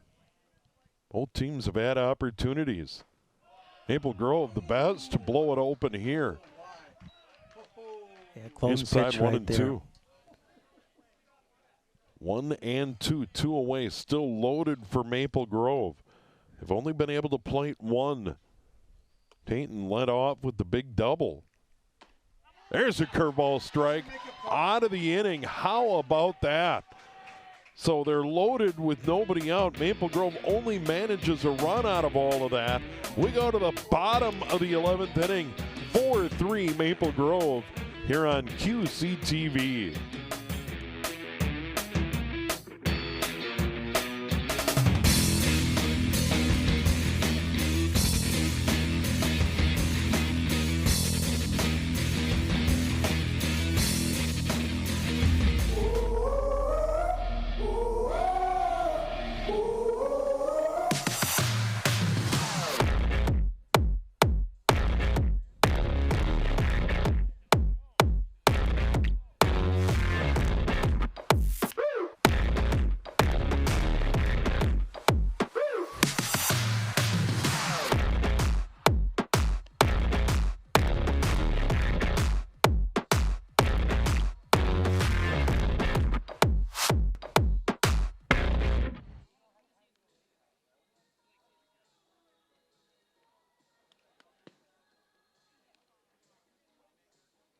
Hi there, my name is Greg Stumpf. I'm the president of the Andover Lions in Andover, Minnesota. Did you know the Andover Lions have been helping out in the community for more than 50 years? We're a nonprofit organization that's been around since 1974, always looking for ways to make Andover a better place. We love working together with others. We're always looking for new members to join us. If you're 18 or older and have some time and fresh ideas, we'd love for you to volunteer with us. It's all about making a difference together. Our biggest fundraiser is the Andover Fun Fest, where we serve beer and bring the community together for a great time. Every dollar we raise goes right back to the community here in Andover. Come join the Andover Lions and help keep our community shining bright.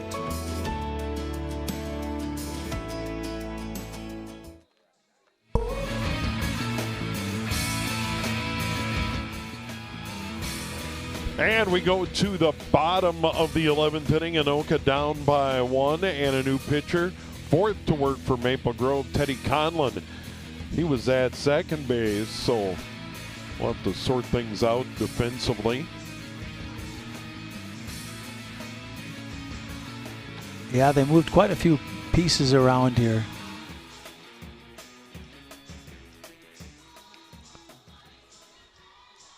So this is is it the fourth pitcher, Steve? Yep, fourth. Wegworth, Tayton. Both teams at 4. And now Conlon. Teddy Conlon's going to pitch. 7, 8, and 9 for Anoka here in the 11th. Well, here's the hero way back in the 8th inning, 7th inning. Yeah, 2-run shot to tie it at 3 in the 8th. Griffin Johnson. He is 1 for 4, a memorable home run to start the American Legion season for Anoka post 102. Way outside, 2-0. Conlon a hard thrower.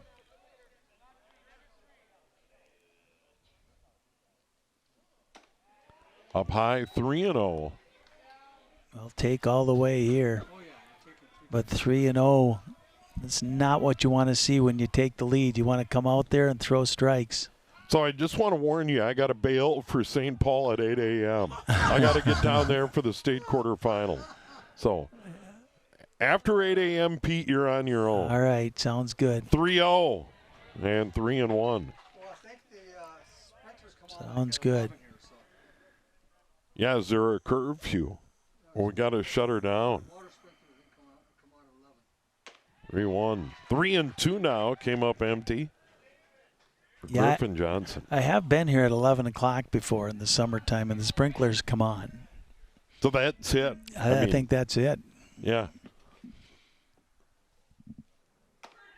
Struck him out. He came back and got Griffin Johnson. It's like we have a pinch hitter here. Jackson Justice, 21 for Anoka, will be hitting for Haas. So Justice, Haas 0 for 3 with a walk. And this one, solid single to right, first pitch. He didn't waste any time. And with 1 out, Anoka has 1 on. They're down by 1 here in the 11th. This will bring up Levi Jager playing at shortstop tonight. He has a hit in 4 trips. And trying to get base runners, get back to the top of the order. Anoka's had opportunities. They had one in the 7th to put it away. Yeah, they sure have. And they're not going away quietly here. Jackson Justice comes in and lines one into right field. And now your number 9 hitter, Levi Jager, trying to get on for Nedved. 1-0. Down the left field line. Fair ball into the corner. Runner around second, headed for third. Anoka now has runners at second and third after a double by Levi Jager into the left field corner. So back-to-back hits, single and double. And now Jake Nedved has a chance to walk it off here in the 11th. That is just fair down the line. Justice didn't get a real good read on that. He kind of tripped over second base, or he might have scored on that. But you got Nedved up here, your leadoff hitter, and the winning run sitting out at second base. He has a couple of walks. Been to the plate 5 times, reached on an error.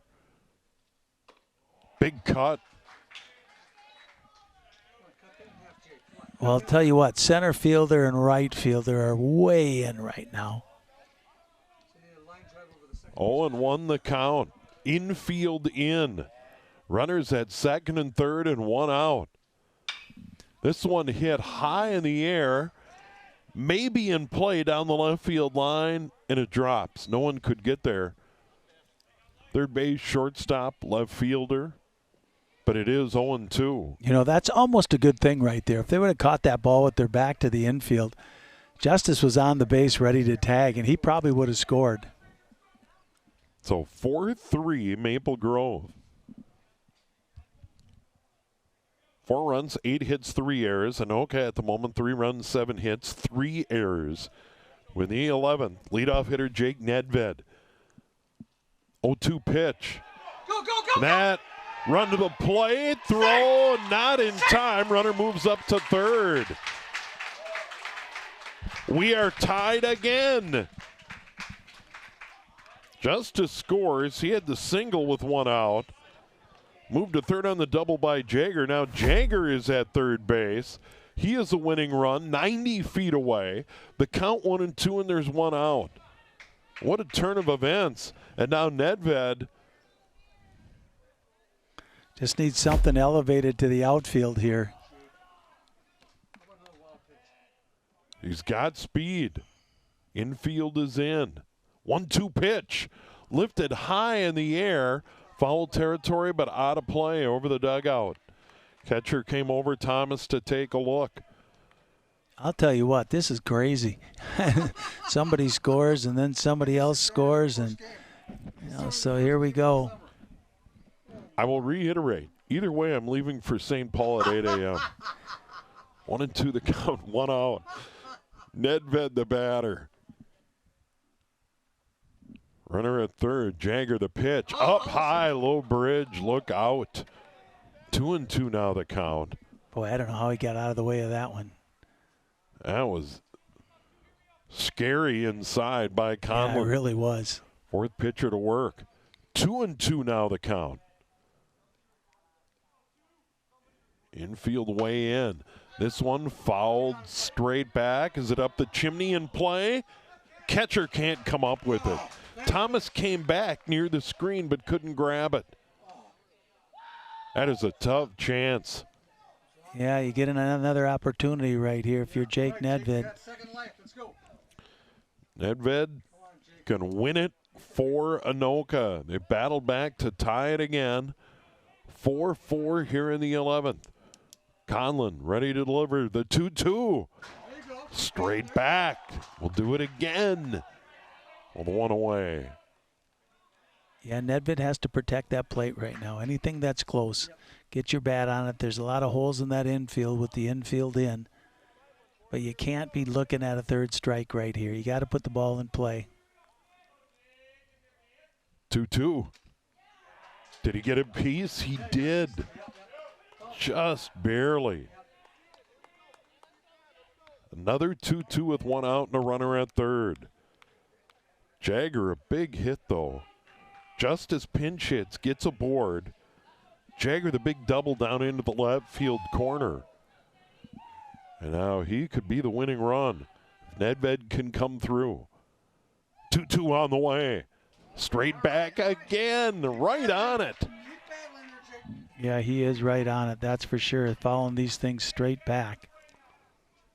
You want him to make sure he gets his hands through here. Couple ball, he's elevated too much. Quite a ball game. 2-2. Fouled back again. This is an epic battle. Yeah, he's hanging right in there. These two are battling. I think that was our first one on the roof here tonight. Took 11 innings. You might as well hit the truck now. Yeah. 2-2.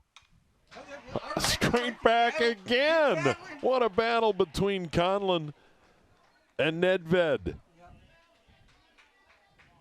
You never know what you're going to see when you show up at the ballpark, Pete. Yeah, you really feel that this at bat right here is the game. Yeah. You know, it really is. Shortstop in. That is Siebert. Still at short. Infield still in. Count still 2-2. There's one away, a runner at third. It is a winning run. And on top of it, it's been such a great battle between pitcher and batter. A wild one ends it. 2-2. Lifted in the air. Will it get into foul territory? Catcher over. Yeah, it hit the back It's into screen. the netting. Thomas came over. And remember, Thomas had one straight back behind home plate near the netting that he couldn't come up with. And another 2-2 pitch on the way. You know, you're the pitcher right now. You want to throw something off the plate, but you got to worry about a wild pitch. Yeah. That runner on third. A lot of heat on the catcher. Thomas, 2-2 pitch. Way outside. Thomas stabbed it. 3-2. And we're back in a spot where the Nedved at bat really doesn't mean anything if you do put him on here. Yeah, Cam Jensen is sitting on deck, the left-hander. 3-2. This one hit high and deep to left field. Left fielder goes back, makes a catch. Runner tags from third and will score. And Anoka walks it off and wins it 5-4 in 11 innings. How about that drama in that final at-bat? Yeah, that was a great at-bat by Jake Nedved. I mean, I don't know how many did he foul off there, but great at-bat. Half a elevates dozen the easy. ball. The two outfielders for Maple Grove ran into each other. Would have scored anyway. And here's another look at it. They do make the catch, knocks him down. Anoka scores 2 in the 11th to win it. Yeah, Nedved, sac fly, RBI, tons of drama. And Anoka battles back to win it 5-4 in 11 innings. 5 runs, 7 hits, 3 errors for Anoka. 4 runs, 8 hits, 3 errors for Maple Grove.